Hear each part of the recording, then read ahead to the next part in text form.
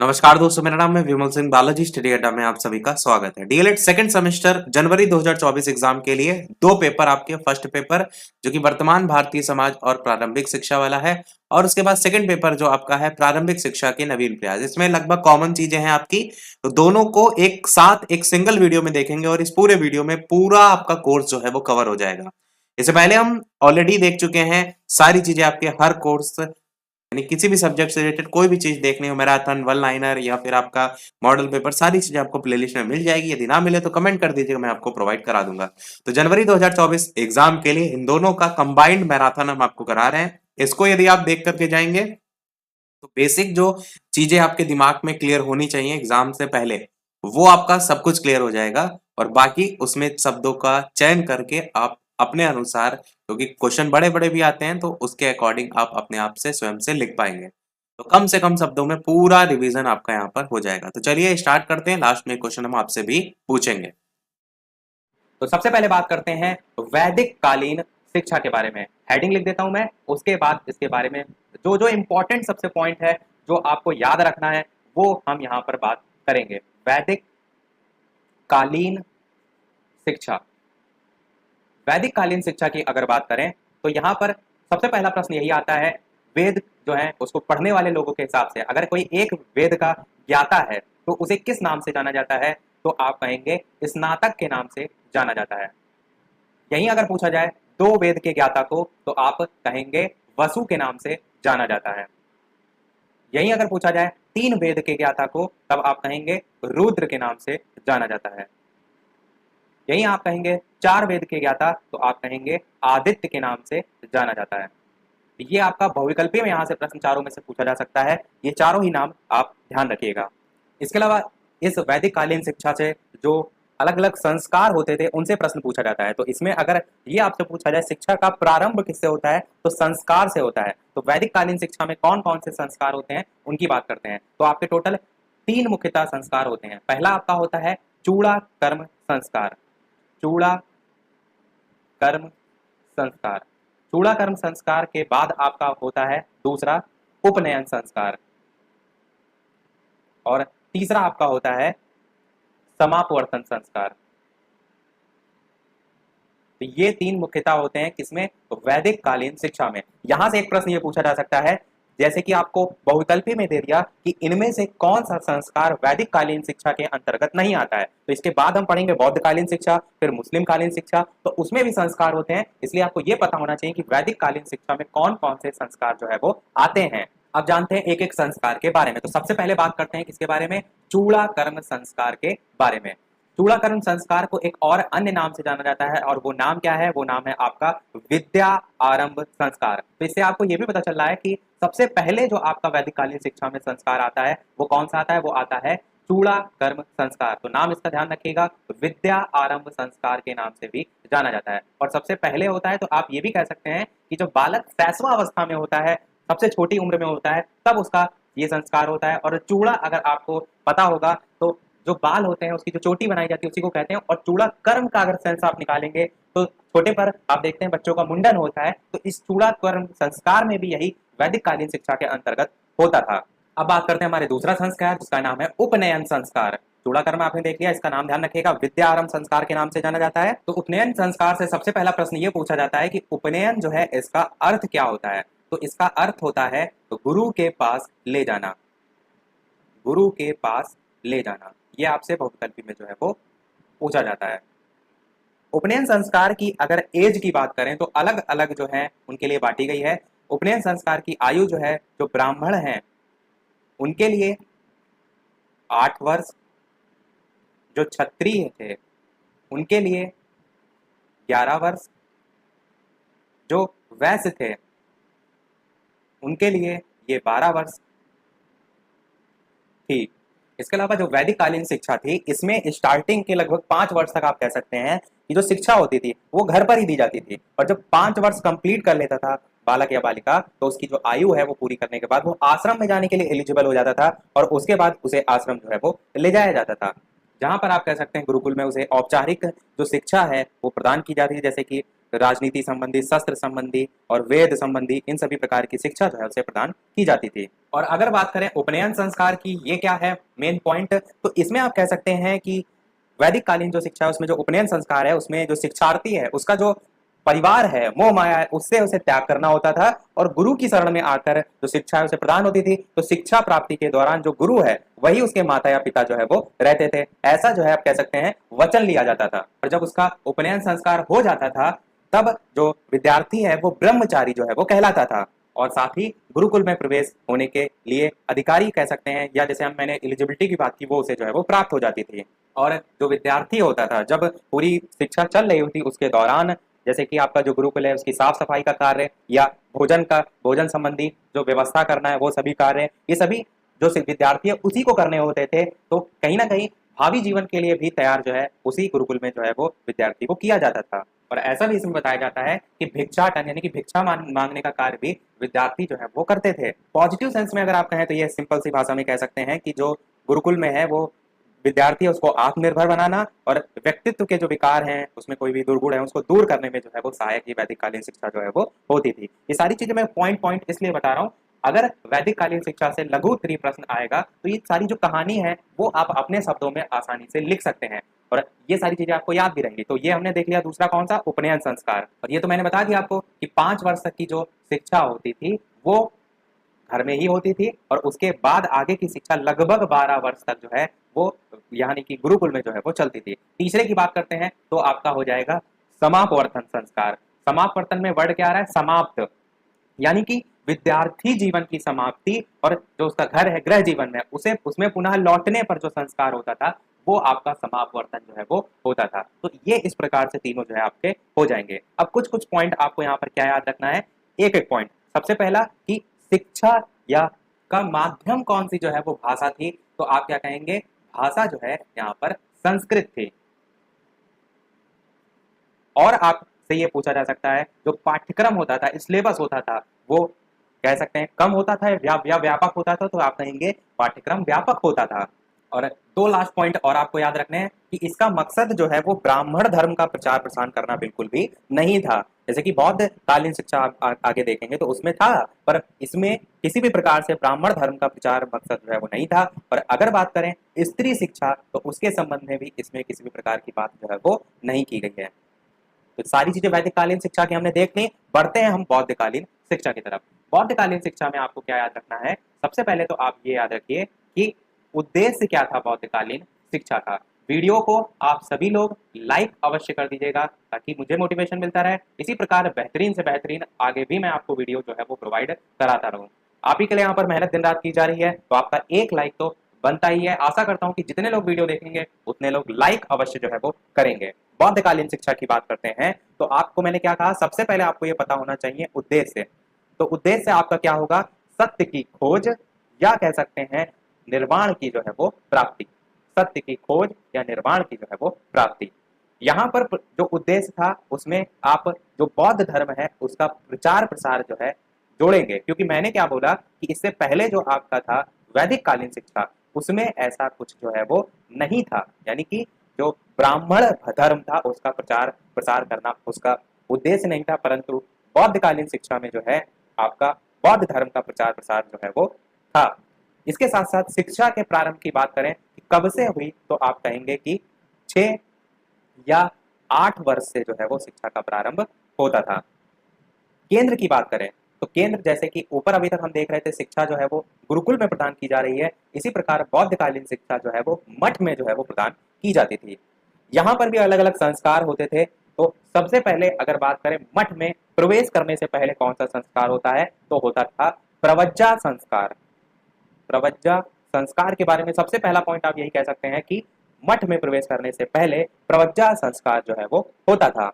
तो प्रवज्जा संस्कार की आपकी एज क्या हो जाएगी, आप कहेंगे प्रवज्जा संस्कार की एज 8 वर्ष जो है वो हो जाएगी, यानी कि जब बालक 8 वर्ष हो गया है, 8 वर्ष का हो गया, शिक्षा 6 या 8 वर्ष अलग अलग बालक के अनुसार थोड़ा बहुत बदल सकता है, पर प्रवज्जा संस्कार की एज 8 वर्ष रखी गई है। इस 8 वर्ष के बालक की जो शिक्षा है वो अगले 12 वर्ष तक जो है वो चलती है। और ये जो 12 वर्ष तक चलती है इसे हम प्रारंभिक या कह सकते हैं प्राथमिक शिक्षा के नाम से जो है वो जानते हैं। किस नाम से, प्राथमिक शिक्षा के नाम से जानते हैं। इस 8 वर्ष के बाद की जो 12 वर्ष तक शिक्षा चली उसे हम प्राथमिक शिक्षा के नाम से जान रहे हैं। और जब ये आपके 12 वर्ष पूरे हो गए, यानी कि जब बालक 20 वर्ष का हो गया, तब बालक का एक और संस्कार हुआ। अभी तक प्रवज्जा संस्कार हुआ था, अब यहाँ पर 20 वर्ष की आयु में बालक का उपसंपदा संस्कार जो है वो हुआ। उपसंपदा संस्कार। और जो उपसंपदा संस्कार है, यानी कि जो उपसंपदा संस्कार है वो होने के बाद में जो बालक होता है, विद्यार्थी होता है, वो संघ जो है उसका पूर्ण सदस्य जो है वो बन जाता है। और जो ये आपका बौद्ध मठ लिखा है, इसको कहीं कहीं संघ करके भी लिखा रहता है, तो इसमें कंफ्यूज जो है वो ना होइएगा। एक चीज और आपको पता होना चाहिए, जो प्रवृत्ति संस्कार है, ये अगर पूछा जाए कि अर्थ क्या होता है, जैसे वो था गुरु के पास ले जाना, तो इसका अर्थ होता है आपका बाहर आना। बाहर आने का क्या मतलब है? कहने का मतलब यहाँ पर ये है कि जब प्रवज्जा आपका संस्कार होता है, तो जो भावी भिक्षु होता है वो अपने क्या करता है, परिवार से बाहर आकर ही तो बौद्ध संघ में प्रवेश करता है, तो उसी का यहाँ पर सेंस निकाला जाता है बाहर आना। और अगर बात करें गुरु और जो शिष्य है उसमें संबंध की, तो सेम आपका जैसे कि वैदिक कालीन शिक्षा में एक अच्छा संबंध था, घनिष्ठ संबंध था, वो यहाँ पर भी आपको देखने को मिलता है। अब बात कर लेते हैं इस बौद्ध कालीन जो शिक्षा है इसमें भाषा की। तो आप भाषा क्या कहेंगे? यहाँ की भाषा थी जन भाषा, या इसे आप पाली के नाम से भी जो है वो जानते हैं। तो जन भाषा या पाली के नाम से आप जानते हैं। स्त्री शिक्षा की अगर बात करें, तो यहाँ पर स्त्री शिक्षा जो है वो विद्यमान थी, तो यहाँ पर आप टिक लगा सकते हैं। वैदिक कालीन शिक्षा में नहीं था, यहाँ पर जो है वो था। ये दोनों चीजें मैं क्यों एक साथ जैसी बता रहा हूँ, क्योंकि समानता या आप कह सकते हैं भिन्नता भी तो दोनों में पूछी जा सकती है कि वैदिक कालीन शिक्षा और बौद्ध कालीन शिक्षा में अंतर बताइए। तो दोनों के बारे में जब वही चीजें आपको पता होंगी, तो आप आसानी से जो है वो लिख सकते हैं कि यहाँ पर ये संस्कार होते हैं, इसमें ये संस्कार होते हैं, यहाँ पर ये एज होती है, यहाँ पर ये एज होती है, यहाँ पर स्त्री शिक्षा के बारे में बात की गई है, इसमें नहीं की गई है। वहाँ पर जो उद्देश्य है ब्राह्मण धर्म प्रचार प्रसार मकसद जो है वो नहीं था, यहाँ पर बौद्ध धर्म का प्रचार मकसद था। इस टाइप से आप लिख सकते हैं। इसके अलावा और एक चीज और आप इसमें ध्यान रख सकते हैं स्त्री शिक्षा के संबंध में, कि जो कुलीन वर्ग था उस पर विशेष जो है वो बल दिया गया था। और लास्ट पॉइंट यहाँ से प्रश्न क्या पूछा जा सकता है, वो ये पूछा जा सकता है कि संघ में प्रवेश लेने वाली पहली महिला कौन थी? संघ या मठ मैंने कहा यहाँ पर जो है वो शिक्षा का केंद्र था, तो आप कहेंगे संघ में प्रवेश लेने वाली पहली महिला जो है वो प्रजापति गौतमी जो है वो थी। प्रजापति गौतमी। प्रजापति गौतमी कौन थी ये भी आपको पता होना चाहिए। तो ये जो है वो महात्मा जो बुद्ध थे उनकी विमाता थी। बुद्ध जो है इनकी विमाता। ये संघ में प्रवेश लेने वाली पहली महिला थी। तो ये हमने पूरा देख लिया आपका बौद्ध कालीन शिक्षा। अब हम बात करते हैं मुस्लिम कालीन शिक्षा, पर उससे पहले कुछ पॉइंट इस टाइप से अगर आपसे पूछा जाए कि बौद्ध कालीन शिक्षा और आपका वैदिक कालीन शिक्षा में समानताएं बताइए, तो आप कहेंगे लक्ष्य इसमें निर्वाण की प्राप्ति था, यहाँ पर भी लक्ष्य मोक्ष की प्राप्ति जो है वो था, लगभग वही चीज है। यहाँ पर भी शिक्षा प्रारंभ की आयु जो है वो 8 वर्ष तक थी, लगभग थी, यहाँ पर भी आपको 8 वर्ष ही देखने को मिलती है। यहाँ पर प्रारंभ जो है वो संस्कार से होता है, यहाँ पर भी प्रारंभ संस्कार से होता है। यहाँ पर भिक्षाटन यानी कि शिष्य जो है उसकी दिनचर्या के रूप में था, और यहाँ पर भी भिक्षाटन शिष्य की दिनचर्या के रूप में था। तो ये आप 4 पॉइंट ध्यान रखेंगे, काफी होगा। इसी प्रकार अगर विभिन्नता की बात कर ली जाए बौद्ध कालीन शिक्षा और वैदिक शिक्षा में, तो आप क्या कहेंगे? बौद्ध धर्म का प्रचार प्रसार जो है यहाँ पर मकसद था, पर वैदिक कालीन में ब्राह्मण धर्म का जो है वो प्रचार प्रसार मकसद जो है वो नहीं था, यहाँ पर नहीं था। मैंने स्टार्टिंग में बताया आपको।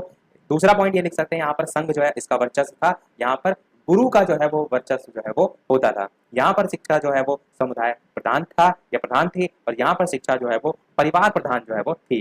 बौद्ध शिक्षा में आगे चलकर जो है विलासितापूर्ण जो जीवन है उसकी ओर जो विद्यार्थी वो जाता था, परंतु वैदिक कालीन शिक्षा में जीवन सादगीपूर्ण जो है वो होता था। और संस्कार के संबंध में मैंने बताया कि जैसे कि उपसंपदा संस्कार होता था, उसके बाद आजीवन ब्रह्मचर्य, यहाँ पर समापवर्तन संस्कार होता था, उसके बाद गृहस्थ जीवन में प्रवेश जो है वो बालक को मिलता था। इसके अलावा अगर बात करें स्त्री शिक्षा के संबंध में, तो आप कहेंगे कि बौद्ध शिक्षा में पुरुष या स्त्री साथ रहते थे, पर वैदिक कालीन शिक्षा में दोनों को साथ रहने की अनुमति नहीं थी। और क्या लिख सकते हैं भाषा के संबंध में, कि बौद्ध कालीन शिक्षा में जो भाषा थी वो आपकी पाली या जन भाषा थी, जबकि वैदिक कालीन में संस्कृत भाषा थी। और क्या कह सकते हैं कि जो संघ है उसका विद्यालय पर नियंत्रण होता था बौद्धकालीन शिक्षा में, और यहाँ पर गुरुकुल नियंत्रण से मुक्त रहता। तो इतने पॉइंट काफी हैं, क्योंकि अगर यहाँ से किसी भी प्रकार से प्रश्न आएगा तो आप डेफिनेटली 110% कर ले जाएं, ये मेरी पूरी कोशिश है। बढ़ते हैं आपके तीसरे पॉइंट की तरफ। तीसरा कौन सा है? मुस्लिम कालीन शिक्षा। तो मुस्लिम कालीन शिक्षा की अगर बात करें, तो सबसे पहले आप क्या कहेंगे? उद्देश्य। तो उद्देश्य इसका क्या था? इस्लाम धर्म का प्रचार प्रसार जो है वो करना। इस्लाम धर्म जो है इसका प्रचार प्रसार जो है वो करना। और क्या कह सकते हैं उद्देश्य में, कि उसकी जो संस्कृति है उसका प्रचार प्रसार करना, तो यहाँ पर वो भी आप समझ जाएंगे। भाषा की बात करें तो यहाँ पर कौन सी भाषा होती है, तो आप कहेंगे अरबी भाषा जो है वो होती है। और ये अरबी भाषा जो होती है ये होती है आपकी प्राथमिक स्तर पर। इस चीज को ध्यान से समझिए, यहाँ पर दो भाषा होती हैं, एक उच्च स्तर पर, एक प्राथमिक स्तर पर। तो प्राथमिक स्तर पर जब भाषा की बात की जाए तो अरबी, और यदि उच्च स्तर की बात की जाए तो आप क्या कहेंगे, फारसी। ये दो हो गया। अब एक पॉइंट इसी प्राथमिक शिक्षा से संबंधित कि जो प्राथमिक स्तर पर शिक्षा है वो प्रदान जो की जाती थी वो मकतब में की जाती थी। उच्च स्तर पर जो है जो शिक्षा प्रदान की जाती थी फारसी भाषा में, वो आपकी मदरसों में जो है वो प्रदान की जाती थी। तो ये आपको मकतब और मदरस में अंतर भी पता होना चाहिए। मदरसा जो है वो आपका उच्च शिक्षा से संबंधित है, ये उच्च शिक्षा से संबंधित है जहाँ पर फारसी भाषा में शिक्षा प्रदान की जाती थी। तो मकतब आपका अरबी भाषा में से संबंधित है, जिसमें प्राथमिक स्तर पर अरबी भाषा में शिक्षा प्रदान की जाती थी। अब बात करते हैं स्त्री शिक्षा के संबंध में। तो आप क्या कहेंगे, मुस्लिम कालीन शिक्षा में स्त्री शिक्षा में विशेषकर जो आपका कुलीन वर्ग था उस पर बल दिया गया था। और इसका एक उदाहरण भी यहाँ पर देखने को मिला था, और वो था एक पुस्तक बाबर जो था उसकी पुत्री, बाबर की पुत्री जिसका नाम क्या था, गुलबदन बेगम। गुलबदन बेगम, इसकी एक पुस्तक थी जिसका नाम था हुमायूं नामा। बहुत पूछी जाती है, आपने पढ़ी भी अवश्य होगी कि ये आपका कोर्स में था। तो हुमायूं नामा एक इसी कह सकते हैं मुस्लिम कालीन शिक्षा के तौर पर जो स्त्री शिक्षा है उसको कितना बढ़ावा दिया जाता था उसका एक उदाहरण जो है वो प्रस्तुत करता है। अब बात करते हैं मुस्लिम कालीन शिक्षा में जो संस्कार होता था। यहाँ पर एक संस्कार होता था जिसका नाम होता है बिस्मिल्लाह संस्कार। बिस्मिल्लाह संस्कार में आपको ये पता होना चाहिए कि मुस्लिम कालीन शिक्षा से संबंधित है, और दूसरी चीज ये पता होना चाहिए कि यहाँ पर एज जो है वो कितनी होती थी। तो यहाँ पर एज के दो स्वरूप आप याद रख सकते हैं। पहला स्वरूप 4 से 5 वर्ष आप कह सकते हैं, और दूसरा स्वरूप आप कह सकते हैं कि बिस्मिल्लाह संस्कार का जो समय है वो 4 साल 4 महीने 4 दिन इस पर जो है वो होता था। तो ये भी आपको देखने को मिलता है, 4 से 5 वर्ष इस प्रकार से एवरेज में लिखा देखने को मिलता है। तो आप दोनों याद रख सकते हैं, अगर ऑप्शन में दिख जाए तो आप इस प्रकार से भी लिख सकते हैं, पर बाकी आप अपने अनुसार जो है वो लिख सकते हैं। तीनों हमने टॉपिक पढ़ लिए, तीनों शिक्षा। अब ये समझिए कि यहाँ से प्रश्न कैसे पूछे। अभी तक सबसे पहला प्रश्न पूछा जा चुका है आपसे, वैदिक कालीन जो शिक्षा है इसमें विशेषताएं जो है वो लिखिए। क्या लिखिए, विशेषताएं। ये प्रश्न आपका वैदिक कालीन शिक्षा से संबंधित 2 बार आया है, एक तो 2019 का द्वितीय बार के पेपर में आया है और एक 2016 का द्वितीय बार के पेपर में आया है। तो वैदिक कालीन शिक्षा आपने पूरा पढ़ा, आप संस्कार से संबंधित लिख सकते हैं, शिक्षा से संबंधित लिख सकते हैं, सिलेबस पाठ्यक्रम मैंने बताया उसमें भाषा से संबंधित लिख सकते हैं, शिक्षण विधि कैसी थी, इन सभी पॉइंट को लेकर लगभग 5 से 6 पॉइंट आप आसानी से लिख सकते हैं। दूसरे प्रश्न की बात करें तो आपका 2019 के द्वितीय बार के पेपर में पूछा जा चुका है जो बौद्ध कालीन शिक्षा है इसके उद्देश्य। तो ये पूछा गया था आपका 2019 का द्वितीय बार का पेपर। इसमें आप क्या लिख सकते हैं, उद्देश्य के अंतर्गत कि शुद्ध चरित्र निर्माण पर जोर दिया गया, सामाजिक कुशलता भी उसके विकास पर जोर दिया गया, और सत्य की खोज निर्वाण की प्राप्ति उस पर जोर दिया गया। ये सारी उद्देश्य के अंतर्गत आप लिख सकते हैं। तो ये आपका प्रश्न यहाँ से पूछा गया था। बात करते हैं तीसरे प्रश्न की। तो आपका तीसरा प्रश्न पूछा गया था इन्हीं तीन टॉपिक से, मध्यकालीन शिक्षा जो है इसके संबंध में, कि मध्यकालीन शिक्षा के उद्देश्य जो है वो लिखिए। अब आप कहेंगे मध्यकालीन शिक्षा तो हमने पढ़ा ही नहीं है, तो ये आपका 2019 का द्वितीय बार में आया था। पर मध्यकालीन शिक्षा को ही आप मुस्लिम कालीन शिक्षा के नाम से भी जानते हैं। तो आप इसमें क्या उद्देश्य लिखेंगे कि इस्लाम धर्म और संस्कृति जो है उसका प्रचार प्रसार करना मेन उद्देश्य था, और ये भी इन लोगों का मानना था कि सुख सुविधा प्राप्त करने के लिए पढ़ना लिखना बहुत जरूरी है। और आप कह सकते हैं एक अन्य उद्देश्य में कि इस्लाम के जो अनुयायी थे उनमें ज्ञान में प्रकाश का विस्तार करना भी उद्देश्य था। तो आप ओवरऑल क्या देखते हैं कि शिक्षा पर बहुत जोर दिया गया था, और उद्देश्य के तौर पर जो मकतब और मदरसा मैंने बताया उसको लेकर एक पॉइंट आप लिख सकते हैं। तो ऐसे 4-5 पॉइंट आप आसानी से लिख सकते हैं। ये तो सब आपके लघु में पूछे गए थे। अगर बात करें वन लाइनर अति लघु में, तो वहां पर पूछे जा चुका है कि बौद्धकालीन शिक्षा के अंतर्गत मठ में प्रवेश के लिए पहले कौन सा संस्कार होता है। मैंने आपको बताया प्रवज्जा संस्कार होता है। और उसके साथ साथ 2019 में सबसे एलपी में इसी 3 टॉपिक से कि बौद्ध शिक्षा का प्रमुख केंद्र कौन सा था, तो वो भी आपको पता होना चाहिए कि नालंदा जो है वो प्रमुख केंद्र था किसका, बौद्ध शिक्षा का। तो सारी चीजें हम इन 3 टॉपिक से हमने कवर कर दी। यहाँ सबसे पहले बात करते हैं बनारस संस्कृत कॉलेज। यहाँ से आपका जो प्रश्न पूछा जाता है वो पूछा जाता है इस बहुविकल्पी के रूप में। तो बनारस संस्कृत कॉलेज की सबसे पहले स्थापना कब हुई, तो आप कहेंगे 1791 में। दूसरी चीज यहाँ पर किसके द्वारा, तो जोनायल डंकन जो है इनके प्रयासों के आधार पर कह सकते हैं, या डायरेक्ट आप कह सकते हैं कि इनके ही कारण जो है वो हुई बनारस संस्कृत कॉलेज की स्थापना। इसमें मनुस्मृति जो है उस पर आधारित हिंदू कानूनों की शिक्षा देकर जो अंग्रेज थे उनके लिए हिंदू सलाहकार तैयार करना इसमें मेन लक्ष्य रखा गया था। फिर से मैं अपनी बात को रिपीट कर रहा हूं कि जो मनुस्मृति है उस पर आधारित, मनुस्मृति जो है इस पर आधारित जो हिंदू कानून है इसकी शिक्षा देकर जो अंग्रेज थे उनके लिए हिंदू सलाहकार तैयार करना जो है इसमें लक्ष्य रखा गया था। कहीं ना कहीं उनका अपना ही मतलब था अंग्रेजों का, आप ये भी कह सकते हैं। दूसरी बात करते हैं कलकत्ता मदरसा जो है उसके बारे में। कलकत्ता मदरसा, तो कलकत्ता मदरसा भी आपका एक कॉलेज था। इसकी अगर बात करें तो इसकी स्थापना जो है वो वॉरेन हेस्टिंग्स, नाम ध्यान रखिएगा, ये सब आपके प्रश्न वन लाइन में या बहुविकल्पी में बहुत पूछे जाते हैं। वॉरेन हेस्टिंग्स, वॉरेन हेस्टिंग्स जो है इन्होंने कलकत्ता मदरसा कॉलेज की स्थापना 1781 में जो है वो की थी। इसमें क्या मेन पॉइंट याद रखना है, तो ये जो है आपका इस्लाम धर्म और जो मुस्लिम कानून है उसकी शिक्षा से संबंधित था। मदरसा से आप समझ सकते हैं क्योंकि मुस्लिम कालीन शिक्षा में मैंने मकतब और मदरसा पिछले वाले पार्ट में बताया था, तो इसमें आपका इस्लाम धर्म और मुस्लिम कानूनों की शिक्षा देना मेन जो है वो था। इसके अलावा एक और आपका कॉलेज है जिसका नाम क्या है, फोर्ट विलियम कॉलेज। नाम आपने अवश्य सुना होगा क्योंकि ये भी आपसे जो है वो पूछा जाता है, फोर्ट विलियम कॉलेज। अब फोर्ट विलियम कॉलेज के बारे में आपको क्या पता होना चाहिए, सबसे पहले तो इसकी स्थापना किसके द्वारा, तो लॉर्ड वेलेजली के द्वारा जो है वो स्थापना, लॉर्ड वेलेजली, ये हो गया कि इनके द्वारा।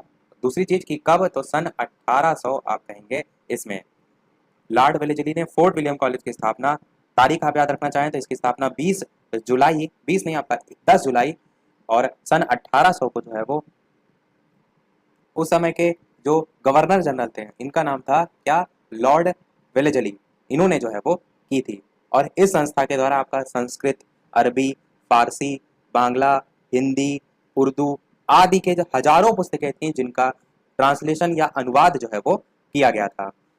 और ये आपको क्या इससे संबंधित याद होना चाहिए कि ये कहाँ पर इसकी स्थापना हुई थी, तो कोलकाता, कोलकाता में स्थित जो प्राच्य विद्याएं हैं, भाषाएं हैं, उनके अध्ययन का ये प्रमुख केंद्र जो है वो था। आधुनिक शिक्षा का जन्मदाता चार्ल्स ग्रांट को। तो ये सारे विद्यालय से संबंधित, कॉलेज से संबंधित यहाँ पर जो पर्टिकुलर समझ रहे थे वो समाप्त हुआ। आगे भी हैं आपके विश्वविद्यालय अनुदान आयोग वगैरह, उसको हम आगे देखेंगे। पर यहाँ से अब हम शुरू कर रहे हैं लॉर्ड मैकाले के बारे में। तो यहाँ से जो लॉर्ड मैकाले हम शुरू कर रहे हैं, ये सारी चीजें एक दूसरे से इंटरलिंक हैं, तो आप इसको रटने से ज्यादा क्या करना है, आपको समझना है। तो लॉर्ड मैकाले को पढ़ने से पहले यहाँ से सबसे पहले जो आपका घोषणा पत्र आया था वो आया था 1813 का घोषणा पत्र। देखिए शिक्षा में आप देखते हैं अलग अलग समय पर सारी चीजें चेक की जाती हैं, क्या कमी है क्या नहीं, तो उसी के आधार पर 1813 का घोषणा पत्र आया। और इसमें जो शिक्षा पर राशि खर्च की जाती है अलग अलग समय में अलग अलग होता है, वर्तमान में भी इस समय अलग है। तो इसमें जो राशि घोषित की गई वो थी 1,00,000 रुपए। और यहीं से जो आपका मेन मुद्दा विवाद उत्पन्न हुआ वो इस 1,00,000 रुपए की धनराशि से उत्पन्न हुआ। कैसे, ये 1,00,000 रुपए की जो धनराशि है उसमें ये नहीं बताया गया कि उस समय दो विचारधारा के लोग थे, एक प्राच्य और एक पाश्चात्य। तो ये 1,00,000 रुपए की धनराशि किन पर खर्च की जाएगी वो जो है नहीं बताया गया। कौन कौन, एक आपका प्राच्य विचारधारा और एक आपका पाश्चात्य विचारधारा। तो अभी हम 1813 के घोषणा पत्र की बात कर रहे हैं। लॉर्ड मैकाले इसके बाद आएंगे, हेडिंग मैंने इसलिए लिख दी है ताकि आपको समझ में आए कि कहाँ से इनका रोल स्टार्ट हुआ है। तो प्राच्य विचारधारा वाले लोग ये चाहते थे कि जो शिक्षा है उसका माध्यम हमारी हिंदी भाषा हो, मातृभाषा हो। तो प्राच्य विचारधारा वाले लोग हिंदी या कह सकते हैं मातृभाषा पर जोर जो है वो देते थे। परंतु पाश्चात्य विचारधारा वाले लोग ये चाहते थे कि हिंदी ऐसी भाषा है जो ज्यादा जगह नहीं बोली जाती है, इंग्लिश जो है वो एक व्यापक रूप से फैली भी हुई है, तो अगर हिंदी आप बोलते रहेंगे तो आप पिछड़ जाएंगे। इसलिए पाश्चात्य विचारधारा वाले लोग जो है इंग्लिश को समर्थन देते थे और ये चाहते थे कि भाषा का माध्यम अंग्रेजी जो है वो बने। अब ये जो 1,00,000 रुपए की धनराशि थी ये 1813 के घोषणा पत्र में ये नहीं बताया गया था कि ये आपकी प्राच्य विचारधारा वाले लोगों के लिए है या पाश्चात्य विचारधारा वाले लोगों के लिए। तो ये जो आपका यहाँ से विवाद उत्पन्न हुआ प्राच्य और पाश्चात्य में से किसके लिए धनराशि हो, तो यही आपका प्राच्य और पाश्चात्य विवाद के रूप में भी या विवाद के नाम से भी जाना जाता है। प्रश्न आपसे पूछा जा सकता है कि प्राच्य पाश्चात्य विवाद क्या था। अब देखते हैं आगे की कहानी। आगे की कहानी ये है कि कोई भी आपका पत्र आता है, घोषणा पत्र आता है, या कंपनी का ये 1813 का घोषणा पत्र आया, आगे चलकर क्या होता है, समय के अनुसार उसमें काफी जो चेंजेस हैं वो करने पड़ते हैं। तो कंपनी क्या करती है, वो जो पत्र है, घोषणा पत्र है, उसका फिर से पुनरावर्तन करती है, चेक करती है क्या चीज उसमें कमी रह गई, क्या संशोधन की आवश्यकता है।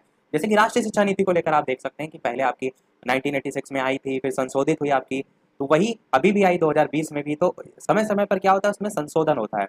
तो इस 1813 का जो घोषणा पत्र था कंपनी का, इसमें एक बार फिर से पुनरावर्तन हुआ, और कितने साल बाद, 20 साल बाद। तो एक प्रश्न ये भी पूछा जाता है कि जो पुनरावर्तन है वो कितने साल बाद जो भी आज्ञा पत्र है कंपनी का होता है, तो आप कहेंगे 20 साल बाद। तो 1813 में 20 साल जोड़ेंगे तो आपका 1833 जो है यहाँ पर आ जाएगा। यानी कि 1833 में फिर से आपकी सारी चीजें उस घोषणा पत्र की चेक की गई, क्या उसमें कमियां हैं। इस 1 लाख रुपए की धनराशि को भी देखा गया कि इसमें क्या सुधार किया जाना चाहिए।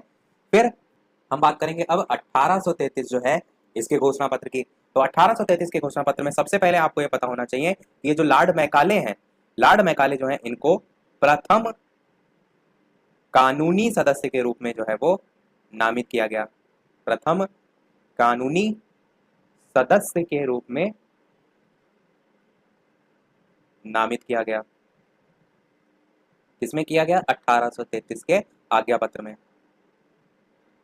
अब 1833 का जो आज्ञा पत्र था, इसमें क्या सुधार किया गया, तो सुधार, ये सबसे बड़ा सुधार हुआ था कि ये जो 1 लाख रुपए की धनराशि थी, इसे इस 1833 में बढ़ाकर 10 लाख रुपए जो है वो कर दिया गया। क्योंकि कम भी थी, विवाद भी उत्पन्न हो रहा था, तो ऐसा सोचा गया कि जो ये धनराशि है इसको बढ़ा दिया जाए, जिससे क्या होगा, प्राच्य पाश्चात्य विवाद जो है उसमें कहीं ना कहीं कमी आएगी, क्योंकि उनके लिए धनराशि निश्चित कर दी जा रही है।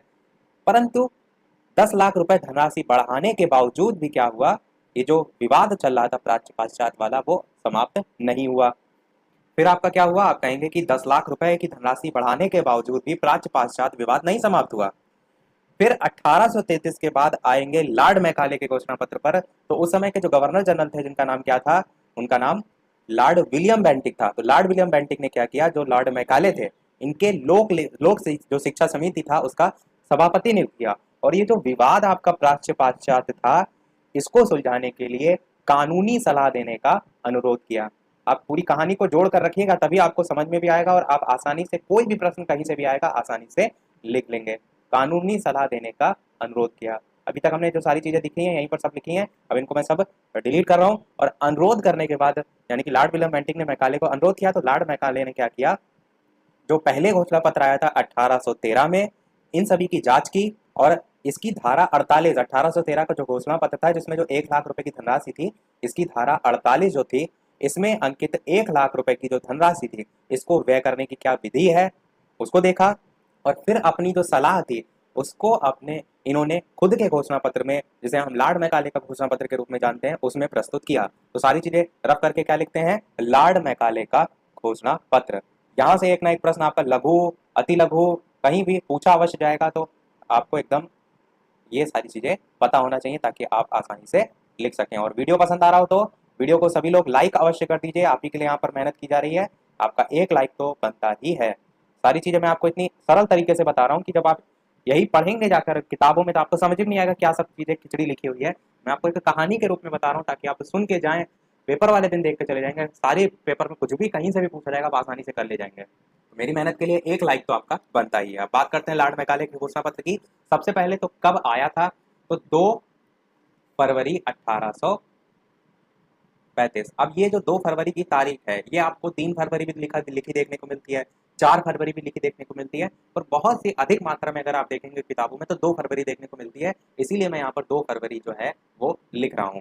2 फरवरी को लॉर्ड मैकाले का जो घोषणा पत्र आया, उसको इन्होंने लॉर्ड विलियम बेंटिक को भेज दिया, क्योंकि लॉर्ड विलियम बेंटिक ने ही तो इनसे सुझाव मांगा था कि आप बताइए क्या सुझाव है। तो इन्होंने घोषणा पत्र के रूप में अपना जो है 2 फरवरी 1835 को लॉर्ड विलियम बेंटिक को भेज दिया। लॉर्ड मैकाले जो थे, इनके बारे में कुछ कथन भी पूछे जाते हैं। पहला कथन तो आपको यही पूछा जाता है कि लॉर्ड मैकाले शिक्षा द्वारा भारत में ऐसे वर्ग का निर्माण करना चाहते थे जो, अगर बात करें रंग रूप में, तो आपका रंग रूप में तो भारतीय हो, परंतु अगर बात करें वेशभूषा या बातचीत आप कह सकते हैं या चिंतन कह सकते हैं, उसमें जो है वो अंग्रेज हो।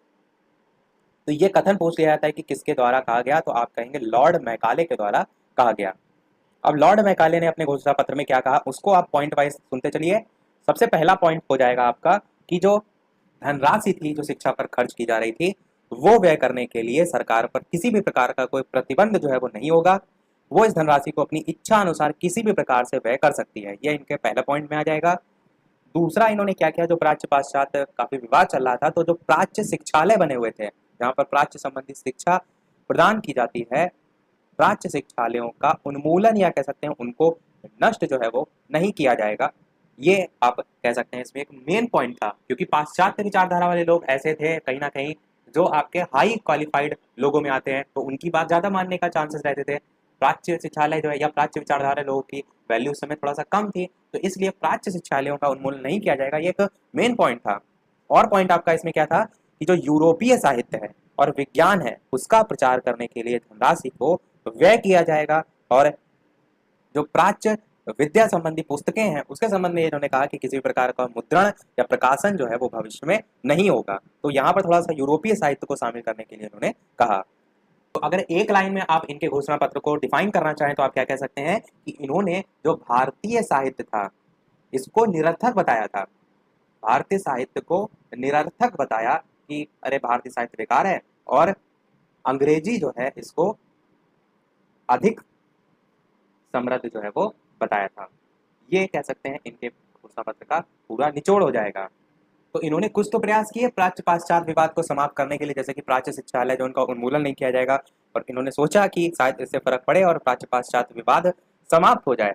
तो आप कहेंगे इससे भी समाप्त नहीं हुआ था, अंशतः समाप्त कह सकते हैं कि थोड़ा बहुत फर्क अवश्य पड़ा था कुछ इनके पॉइंट से, पर पूरी तरीके से लॉर्ड मैकाले के घोषणा पत्र से प्राच्य पाश्चात्य विवाद समाप्त नहीं हुआ था। अब प्रश्न ये उठता है तो फिर समाप्त कब हुआ, तो अब इसका नेक्स्ट पॉइंट है उसकी हम बात करते हैं। उसको देखने से पहले लॉर्ड मैकाले के घोषणा पत्र में कुछ दोष की भी बात कर लेते हैं, क्योंकि यहाँ से पूछे जाते हैं क्या इनमें कमियां थी। तो एक दो पॉइंट आपको मोटे मोटे पता होना चाहिए।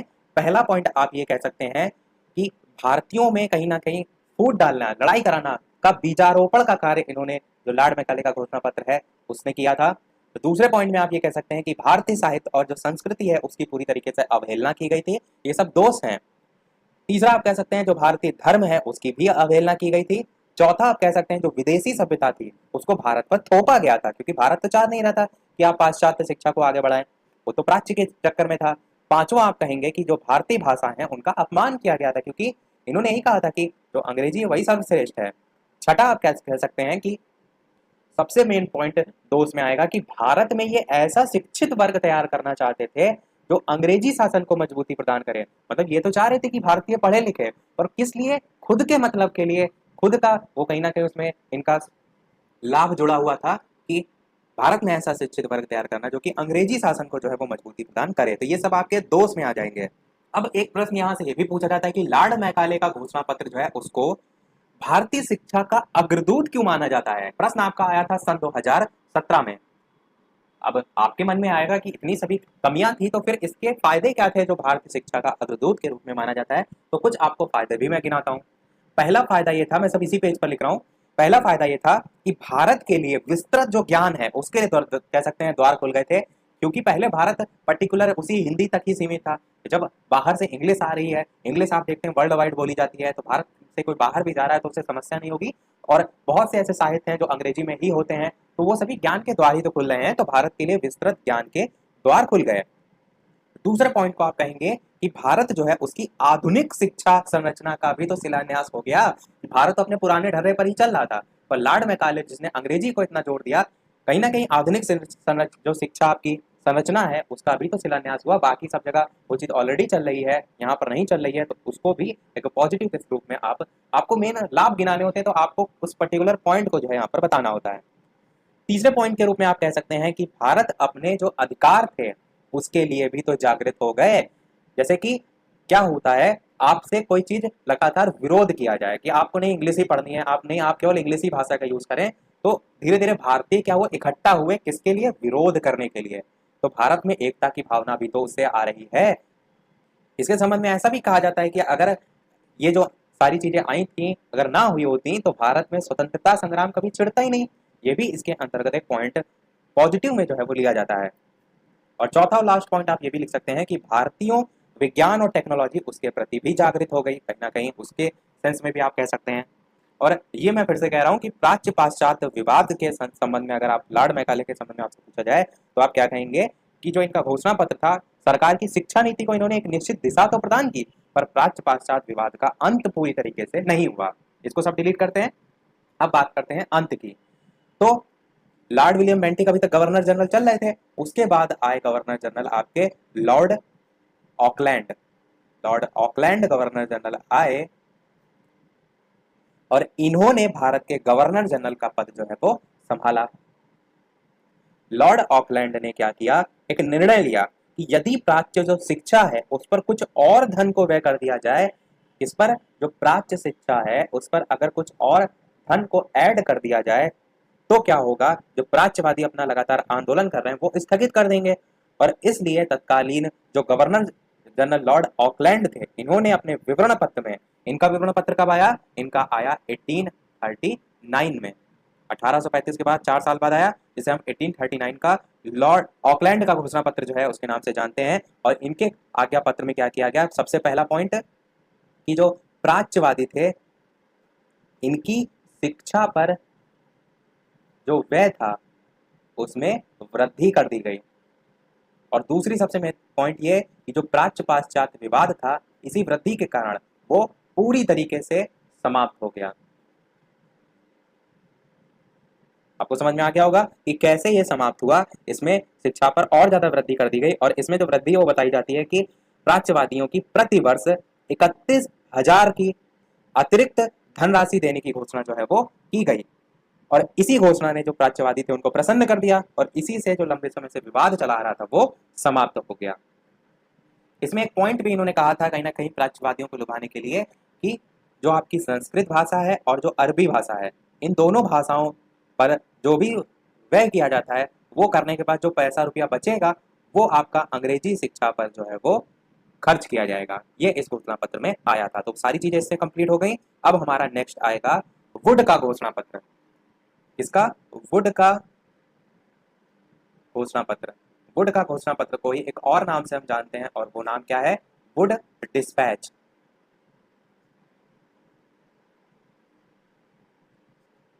वुड डिस्पैच सबसे पहले आपको तारीख पता होना चाहिए, 19 जुलाई 1854।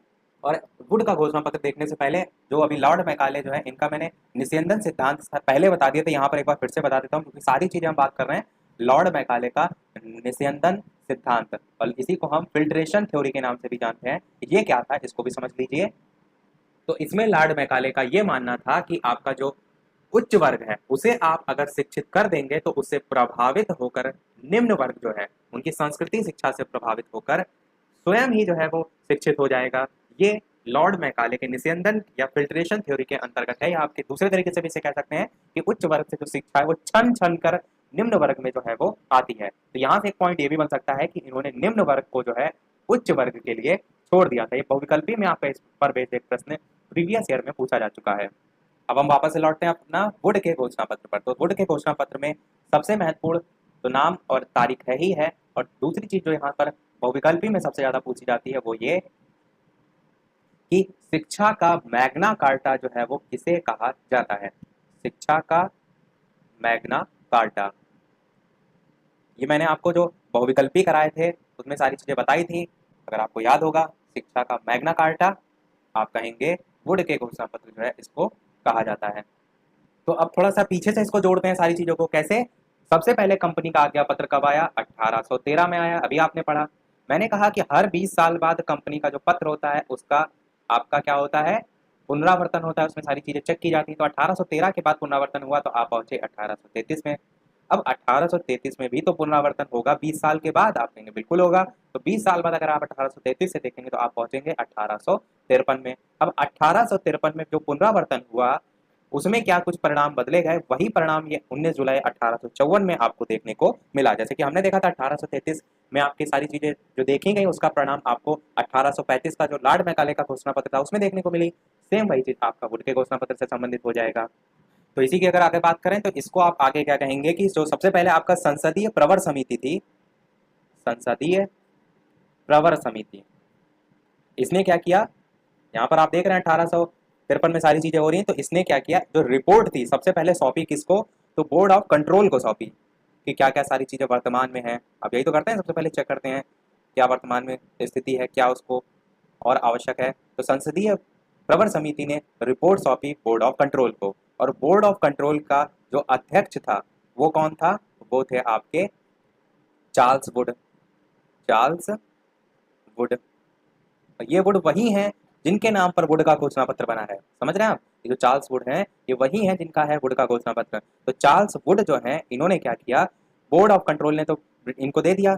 उसके बाद क्या हुआ कि जो चार्ल्स वुड थे, अध्यक्ष थे बोर्ड ऑफ कंट्रोल के, इन्होंने सारी चीजें दी और एक पत्र था जो कि बोर्ड ऑफ कंट्रोल को दिया इन्होंने। फिर बोर्ड ऑफ कंट्रोल ने वो पत्र किसको दिया, वो पत्र जो है वो ब्रिटिश संसद को दिया, क्योंकि उस समय ब्रिटिश का राज था तो सारी चीजें वहीं से पास होती थी। तो ब्रिटिश संसद को इन्होंने फिर वही पत्र जो है वो दिया। क्या दिया, पत्र दिया। और ये जो पत्र था ये वही पत्र था जो वुड का घोषणा पत्र जो है वो था।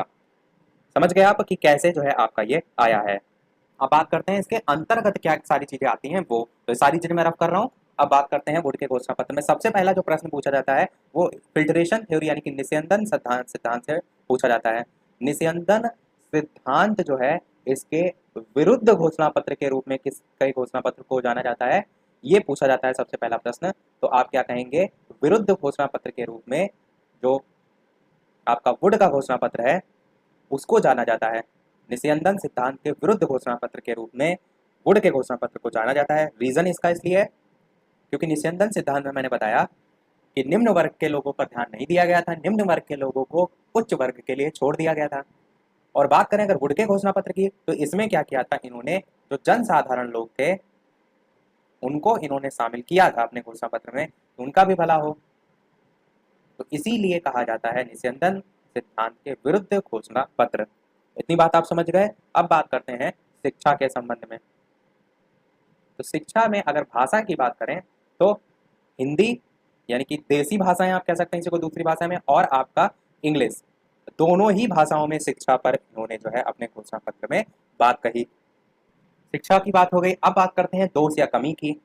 तो दोष आप क्या कह सकते हैं इसमें, सेम वही लॉर्ड मैकाले वाले दोष यहाँ भी आप कह सकते हैं कि भारतीयों को यहाँ पर इस उद्देश्य से शिक्षा देने का मेन मकसद रखा गया था कि ब्रिटिश शासन को और मजबूत सहयोग मिले। जो भी आपकी शिक्षा की बात की जा रही थी वो कहीं ना कहीं वो अपने मतलब के लिए थी कि जो भारतीय वो पढ़े लिखे हैं और उनमें जो अधिक पढ़े लिखे हैं उनको ब्रिटिश शासन में ही शामिल कर लिया जाए। और इसमें आगे ये भी देखने को मिला कि लोग नौकरी पाने के लिए शिक्षा ग्रहण भी करने लगे। तो ये इसमें एक दोष के अंतर्गत आता है। मैं कुछ ही पॉइंट इसलिए बता रहा हूँ कि मेन मेन आप याद रखें और अपने लैंग्वेज में जो है उसे लिख। वीडियो को शेयर अवश्य कर दीजिएगा अगर आप कर सकते हैं तो। दोस्त मैंने बात कर लिया। अब इन्हीं के घोषणा पत्र से ही जो संबंधित है दो सन वो आपको पता होना चाहिए। एक सन आपका 1856 है जिसमें क्या हुआ था, प्रत्येक प्रांत में शिक्षा विभाग जो है वो खोले गए, शिक्षा विभाग। और इसी के एक साल बाद यानी कि 1857 में आपका मुंबई, चेन्नई, कोलकाता में विश्वविद्यालय जो है वो खोले गए। और साथ ही साथ जो अनुदान दिया जाता था उसमें वृद्धि करने को लेकर भी जो है वो बात की गई। यहाँ से एक प्रश्न ये भी पूछा जा सकता है इन्हीं के घोषणा पत्र से संबंधित कि उस समय राज्य का सर्वोच्च शिक्षा अधिकारी कौन होता था, तो उसे हम जन शिक्षा संचालक के नाम से जो है वो जानते हैं, जन शिक्षा संचालक। वुड का घोषणा पत्र आपका कंप्लीट हो गया। हंटर कमीशन, तो आपको जितने भी यहाँ पर कमीशन वगैरह आए हैं उनके संबंध में क्या क्या याद रखना है। सबसे पहले तो वो कब आया था वो याद रखना है। तो हंटर कमीशन आपका आया था 3 फरवरी 1882। तारीख आप भूल सकते हैं पर सन ना भूलिएगा, 1882। दूसरी चीज आपको ये याद रखनी है कि इसको और किस नाम से जाना जाता है, तो प्राथमिक शिक्षा पर प्रथम आयोग के नाम से जाना जाता है। इसका एक और नाम है, वो क्या नाम है, आप कहेंगे भारतीय शिक्षा आयोग के नाम से भी इसे जाना जाता है। इतनी चीजें आपको पता होना चाहिए। फिर आपको पता होना चाहिए सबसे इंपॉर्टेंट इसमें ऐसा क्या है पॉइंट जो और सभी कमीशन या विधेयक या समिति से इसे अलग बनाते हैं। तो इसमें प्रमुख विशेषता थी कि शिक्षा का जो उत्तरदायित्व था वो भारतीयों को देने का सुझाव दिया गया था। फिर से मैं रिपीट कर रहा हूं, हंटर कमीशन की सबसे प्रमुख विशेषता थी कि शिक्षा का जो उत्तरदायित्व है वो भारतीयों को देने का सुझाव जो है वो दिया गया था। फिर कमी भी हर चीज की कुछ ना कुछ होती है, तो कमी इसमें यह थी कि जो इससे पहले हमने क्लास में देखा था वुड का घोषणा पत्र, तो ऐसा बताया जाता है कि वुड का घोषणा पत्र जो है उसमें जो सारी बातें थी उसी को इन्होंने दोहराने का कार्य किया। मतलब कोई नवीनता इनके कमीशन में नहीं देखने को मिली, उसी को उसमें जो बातें थी सारी उसी को लगभग इन्होंने दोहराने का कार्य किया। ये इसकी आप कमी में लिख सकते हैं। उसके साथ साथ एक प्रश्न हंटर कमीशन से आपसे यह भी पूछा जाता है कि हंटर कमीशन ने किस क्षेत्र में या कह सकते हैं माध्यमिक शिक्षा के क्षेत्र में कौन सी प्रणाली जो है वो लागू की जो कि वर्तमान में भी जो है वो चल रही है। तो आप क्या कहेंगे, अनुदान प्रणाली जो है आपका सही होगा।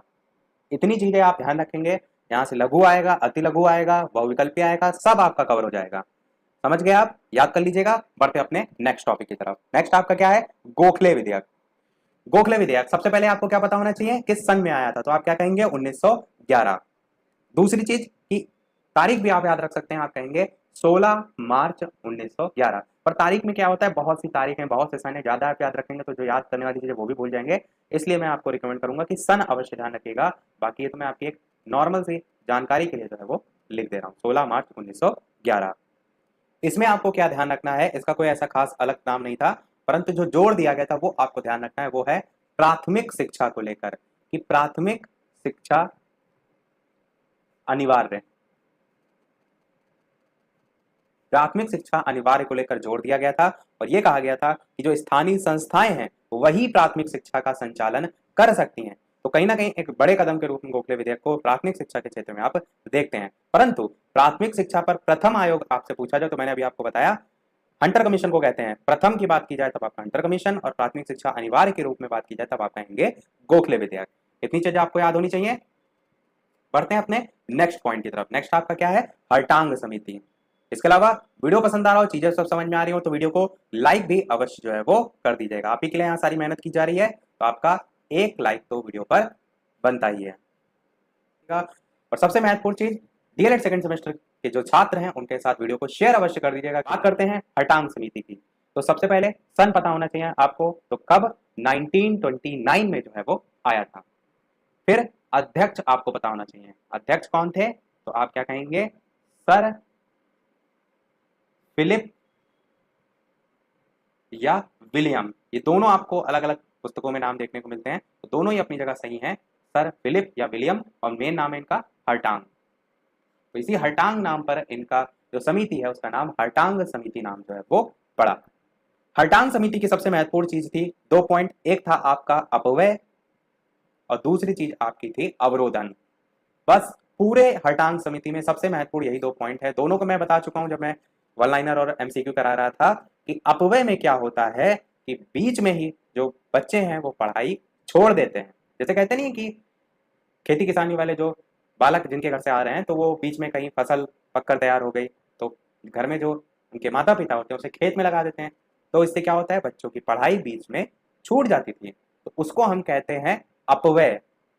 अवरोधन की बात करें, अवरोध क्या होता है, किसी चीज में रुकावट पैदा करना, ये होता है। अगर इसी को विद्यालय के संदर्भ में बात करें तो आप क्या कह सकते हैं, एक ही कक्षा में रुके रहते हैं बहुत से बालक। होता नहीं कि फर्स्ट क्लास में पढ़ रहे हैं, फिर दोबारा से अगला साल आया फिर से फर्स्ट पढ़ रहे हैं, फिर आपका फर्स्ट में पढ़ रहे हैं, तो ये एक ही कक्षा में रुके रहते हैं, इसे हम कहते हैं अवरोधन।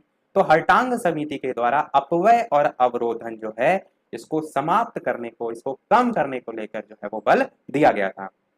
दूसरी इंपॉर्टेंट और लास्ट इंपॉर्टेंट इसमें आपको पॉइंट एक ये भी याद रखना है, वो है आपका न्यूनतम अधिगम स्तर।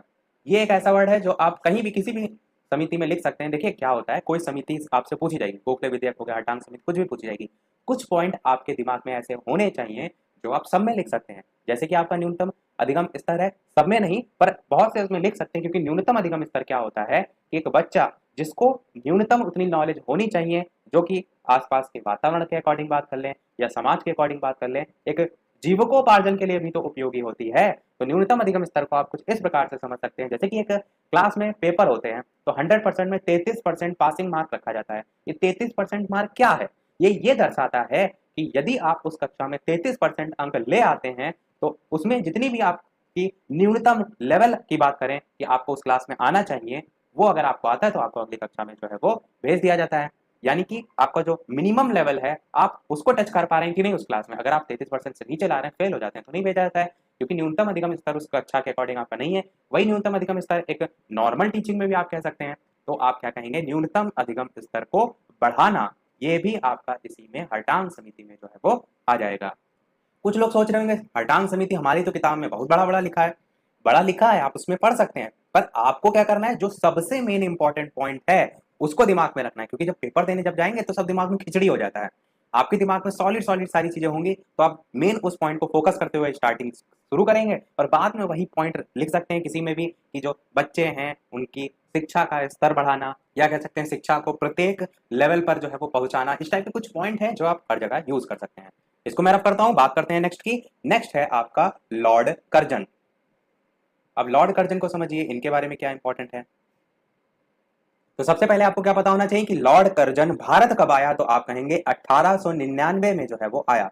और 1899 से लेकर के 1905 तक इसके सभी महत्वपूर्ण कार्य आपको देखने को मिलते हैं, आपके कोर्स में भी यही है।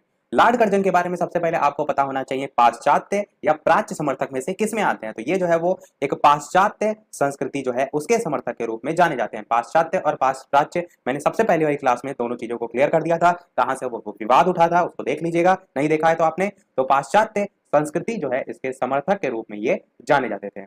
इनके समय में सबसे महत्वपूर्ण कार्य क्या हुआ था, वो था उच्च शिक्षा के संबंध में। इनके समय में उच्च शिक्षा के क्षेत्र में सबसे अधिक जो है वो कार्य हुआ था। और वो कार्य क्या था, तो वो दो चीजें आई थी। एक सबसे पहले तो 1902 की बात करें तो आप क्या कहेंगे, तो विश्वविद्यालय आयोग। मैं यहाँ पर लिख भी दे रहा हूँ पूरा, विश्वविद्यालय।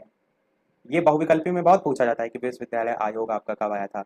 और दूसरी चीज 1904 में तो विश्वविद्यालय अधिनियम। तो ये दो सन आपको एकदम रटे होने चाहिए, क्योंकि यहाँ से प्रश्न आपसे पूछा जाएगा।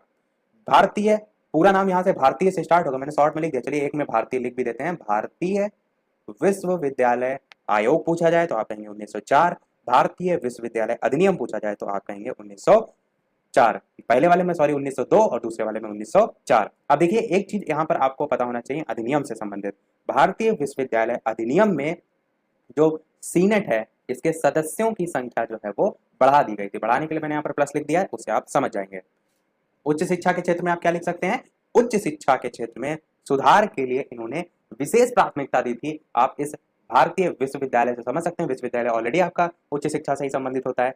उसके साथ साथ यदि बात करें प्राथमिक शिक्षा के क्षेत्र में, ये तो उच्च शिक्षा हमने जान लिया, अगर बात करें प्राथमिक शिक्षा के क्षेत्र में तो सभी को, किंतु उच्च शिक्षा जो है वो गिने चुने जो लोग हैं उनको दी जाए। इन्होंने क्या कहा कि प्राथमिक शिक्षा तो सभी को दी जाए। ये जो समर्थक के रूप में अगर बात करें तो इन्होंने कहा प्राथमिक शिक्षा तो सभी को दी जाए, परंतु जो उच्च शिक्षा है वो गिने चुने लोगों को जो है वो दी जाए। ये लॉर्ड कर्जन के अनुसार था। तो यहाँ से कैसे भी प्रश्न आएगा अति लघु लघु में, आप क्या करेंगे, इन सब पॉइंट को समेट के एक साथ अपने अनुसार लिख सकते हैं। समझ गए आप इतनी बात। बढ़ते हैं अपने नेक्स्ट टॉपिक की तरफ, वो है आपका क्या है, कोठारी आयोग। मोस्ट इंपॉर्टेंट टॉपिक है, यहाँ से हर साल एक ना एक प्रश्न आपका अवश्य आता है, भले वो बहुविकल्पी में पूछा जाए, भले वो अति लघु में पूछा जाए, भले वो कहीं भी पूछा जाए। तो 1964 से लेकर के 66 सबसे पहले तो आपको ये सन याद रखना है। दूसरी चीज ये याद रखने की, इसे किस और नाम से जाना जाता है, तो आप क्या कहेंगे, राष्ट्रीय शिक्षा आयोग के नाम से जो है वो जाना जाता है। राष्ट्रीय शिक्षा आयोग के नाम से जाना जाता है। और क्या कहेंगे आप, दूसरी बात आपको याद रखनी है, इसके अध्यक्ष। तो इसके अध्यक्ष कौन थे, आप कहेंगे डॉक्टर DS कोठारी। तो ये कोठारी नाम से ही इस आयोग का नाम भी पड़ा है, कोठारी आयोग। डॉक्टर DS कोठारी से संबंधित एक प्रश्न और ये पूछा जाता है कि विश्वविद्यालय अनुदान आयोग के अध्यक्ष के रूप में किसे जाना जाता है, तो आप क्या कहेंगे, डॉक्टर DS कोठारी को जाना जाता है। किसके रूप में, विश्वविद्यालय, शॉर्ट में मैं लिख रहा हूं, विश्वविद्यालय अनुदान आयोग के अध्यक्ष। सारी जो भी मैं यहाँ पर पॉइंट बता रहा हूं, किसी को भी आपको बिल्कुल भी ये नहीं सोचना है कि ये चीज नहीं पूछी जाती, क्योंकि मैं ऑलरेडी चार्ट के यहाँ पर बता रहा हूँ। कोठारी आयोग अगर आप देखेंगे अपनी पुस्तकों में तो भर भर के वहां पर लिखा है, पर उसमें से भी मैं छाट के बता रहा हूँ। तो आप इसमें से आपको नहीं छाटना है कि मैं केवल राष्ट्रीय शिक्षा आयोग याद कर लूँ, केवल अध्यक्ष याद कर लूँ, सारी चीजें आपको याद रखनी है। तो विश्वविद्यालय अनुदान आयोग के अध्यक्ष के रूप में जो है इन्हें जाना जाता है। दूसरी चीज यहाँ से पूछी जाती है प्रश्न, वो है इसके सदस्य के रूप में। तो सदस्यों की संख्या की अगर बात करें तो कुल 17 जो है वो सदस्य थे। ये आपका जो SCERT की बुक है उसमें स्पष्ट तौर पर जो है वो दे रखा है, कुल 17 जो है वो सदस्य थे। अच्छा, कोठारी आयोग में आप चाहें तो तारीख भी याद रख सकते हैं, 14 जुलाई, पर इतना आप डिटेल में ना याद रखिए, सनी याद रखिए, पर मैं आपको बता दे रहा हूँ, जिसको ऑलरेडी याद है वो तारीख भी याद रख सकता है। अब कोठारी आयोग से जो सबसे लेटेस्ट में 2019 में प्रश्न पूछा गया था, वो पूछा गया था इसके पंचमुखी कार्यक्रम से रिलेटेड, कि पंचमुखी कार्यक्रम जो है कोठारी आयोग के क्या हैं। तो बस आपको 5 पॉइंट जो है वो एकदम रटे होने चाहिए। सबसे पहला पॉइंट है शिक्षा द्वारा उत्पादन में वृद्धि की जाए। आपको कहेगा कि शिक्षा में या शिक्षा के माध्यम से कैसे उत्पादन में वृद्धि होगी, तो इसको समझिए जैसे कि आपने कभी देखा है कि ईंटा जो बनाया जाता है मिट्टी के सांचे में डालकर, तो कुछ इस प्रकार से उसमें मिट्टी भर दी जाती है, उसके बाद साइड साइड में जो मिट्टी रहती है उसको अलग गिरा दिया जाता है और उससे आप ईंटा जो है वो बना लेते हैं। अब ये सोचिए कि बाई चांस आपके जो शिक्षा है वो इतनी लेवल की आपने नहीं ग्रहण की है, तो आप ये भी तो कर सकते हैं, जो साइड में मिट्टी बच रही है उसको आप किनारे अलग करते हैं, आप सोच रहे हैं कि वो खराब है। और एक शिक्षित व्यक्ति क्या करेगा, जो बची हुई मिट्टी साइड से बार बार अलग हो रही है, इसको दोबारा फिर से यूज कर लेगा, उसी अगली जो ईंटा जो है वो बनाएगा। कहने का मतलब है कि जब आपका जो शिक्षा का लेवल होता है वो उच्च होता है, तो आप किसी भी कार्य को करने के लिए अलग अलग तरीके से सोच सकते हैं, और जो भी आपने शिक्षा ग्रहण की उसका भी उपयोग आप उस कार्य में कर सकते हैं। तो जाहिर सी बात है शिक्षा द्वारा उत्पादन में वृद्धि होगी, पहला पॉइंट। दूसरा, आप पंचमुखी कार्यक्रम में कहेंगे सामाजिक और राष्ट्रीय एकता।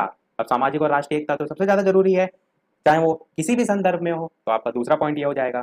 तीसरा आपका पॉइंट है आधुनिकीकरण जो है उसमें तेजी। आप देख रहे हैं अन्य देश क्या है, बहुत तीव्र गति से जो है वो डेवलप हो रहे हैं, विकसित देश सब बढ़ते चले जा रहे हैं। भारत हमारा एक विकासशील देश है, तो भारत जो विकासशील देश है उसको भी तो विकसित बनना है, तो कहीं ना कहीं आधुनिकीकरण में तेजी भी जरूरी है।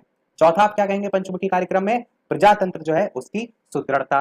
प्रजातंत्र जितना सुदृढ़ होगा कहीं ना कहीं एक राष्ट्र भी उतना ही अच्छा निकल के आएगा, वो भी आपका जरूरी है। और पांचवा और लास्ट पंचमुखी कार्यक्रम में हो जाएगा चरित्र का विकास। तो ये 5 कार्यक्रम हैं जिन्हें हम पंचमुखी कार्यक्रम के नाम से जानते हैं। इनको एकदम रट के रखिएगा, क्योंकि ये क्वेश्चन आपसे पूछा जा चुका है और आगे भी पूछा जाने के पूरे पूरे चांसेस हैं। सारी चीजें मैं रब करता हूं, बढ़ते हैं अब हम अपने अगले टॉपिक की तरफ। वो टॉपिक है राष्ट्रीय शिक्षा नीति। राष्ट्रीय शिक्षा नीति आपका बहुत ही ज्यादा इंपॉर्टेंट है, क्योंकि ये बहुत सी चीजों से लिंक है। राष्ट्रीय शिक्षा नीति सबसे पहले आप कहेंगे कब आई, तो कहेंगे 1986 में। राष्ट्रीय शिक्षा नीति से सबसे पहला ये प्रश्न पूछा जाता है वो ये कि इसमें ऐसी क्या संरचना है, ऐसा क्या पॉइंट है जो इसे दूसरों से अलग बनाती है। तो आप क्या कहेंगे, इसकी 10+2+3 की संरचना। 10 मतलब हाई स्कूल, +2 यानी कि इंटर, +3 यानी कि ग्रेजुएशन। तो ये जो है राष्ट्रीय शिक्षा नीति में जो पैटर्न था उसे रखा गया था। अब दूसरा प्रश्न यहां से क्या पूछा जाता है, वो पूछा जाता है इसे कितने खंडों में जो है वो विभाजित किया गया है। तो आप क्या कहेंगे, टोटल 12 खंडों में जो है वो विभाजित किया गया है। और अगर बात करें जो ये 12 खंड डिवीजन किया गया है, ये वैसे तो आप राष्ट्रीय शिक्षा नीति के अंतर्गत ही कह सकते हैं, पर ज्यादा अगर डिफाइन करते हुए आप कहें तो 10+2 लेवल पर आपके 12 खंडों में डिवीजन जो है वो किया गया था। और 2+3 आपका जो आगे वाला था, इनको हम संशोधित राष्ट्रीय शिक्षा नीति जो है उसमें देखते हैं, जिसमें हम कुल 23 खंडों में जो है वो विभाजन देखते हैं। या तो आप अलग अलग याद रख सकते हैं कि राष्ट्रीय शिक्षा नीति में 12 खंड और संशोधित राष्ट्रीय शिक्षा नीति में 23 खंड, या तो आप 10+2 और 2+3 के लेवल पर भी याद रख सकते हैं।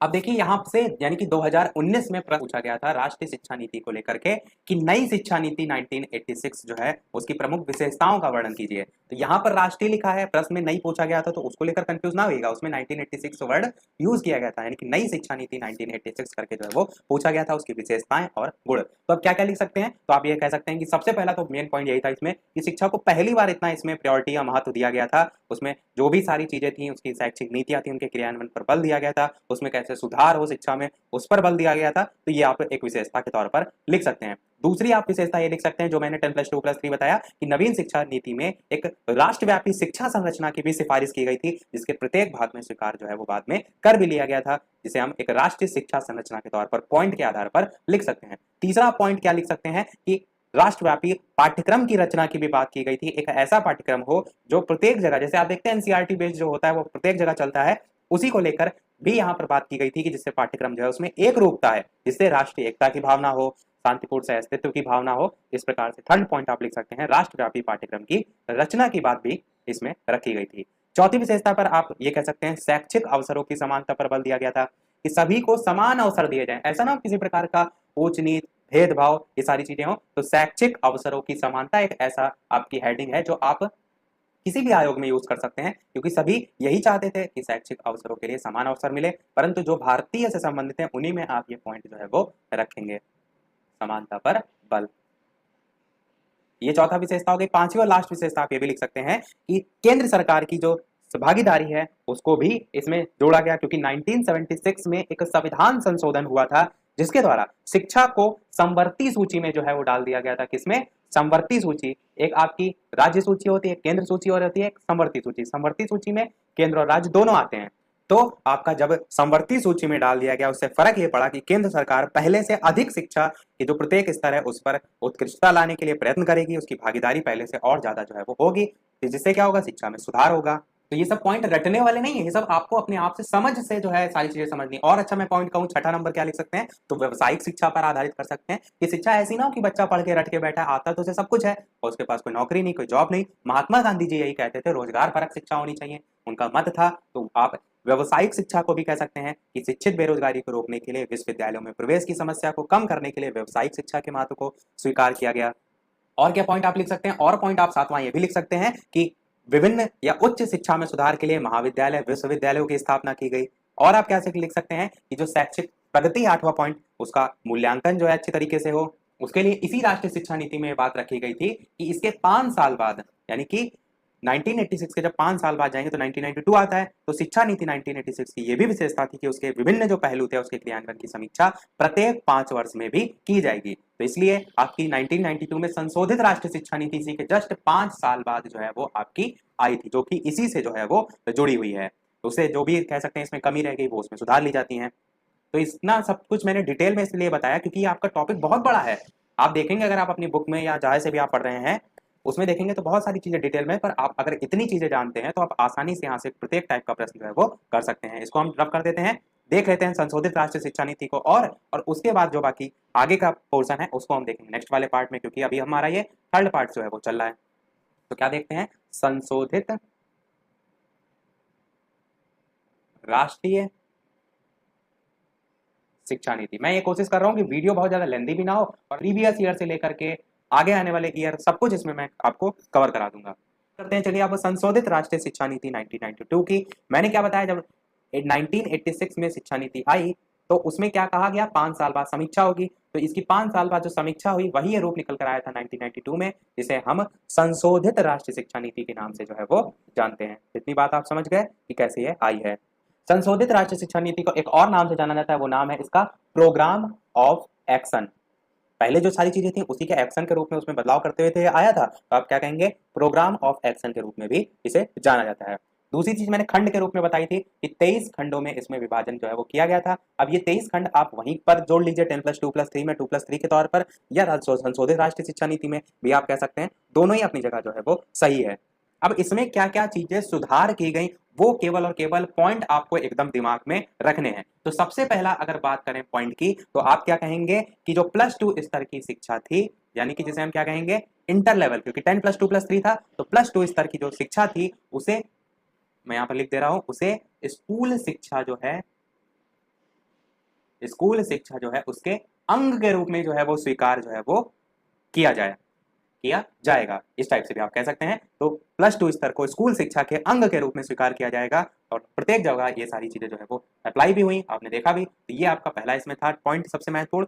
दूसरा ये था कि जो आपका उच्च प्राथमिक स्तर है, उच्च प्राथमिक स्तर, यहां तक जो ऑपरेशन ब्लैक बोर्ड है उसको भी बढ़ाया जाए। देखिए ऑपरेशन ब्लैक बोर्ड मैंने अभी आपको बताया नहीं है। ऑपरेशन ब्लैक बोर्ड एक्चुअल में जो अभी हमने राष्ट्रीय शिक्षा नीति 1986 देखी, इसी में बात हुई थी इसे लाने की, और क्या कुछ आया था वो हम इसके बाद बात करेंगे बाद में, पर हम पूरे टॉपिक को कवर कर रहे हैं, इसलिए जब आपका ऑपरेशन ब्लैक बोर्ड देखेंगे तो उसमें भी सारी चीजें क्लियर कर देंगे। ऑपरेशन ब्लैक बोर्ड में क्या था, तो सारी चौक डस्टर ये सारी मूलभूत सुविधाएं उसको मेन जो है वो लाने का प्रयास किया गया था। तो पहले तो आपका प्राथमिक स्तर था, पर जब संशोधित राष्ट्रीय शिक्षा नीति आई तब इसे उच्च प्राथमिक स्तर तक बढ़ाने के लिए जो है वो सिफारिश की गई।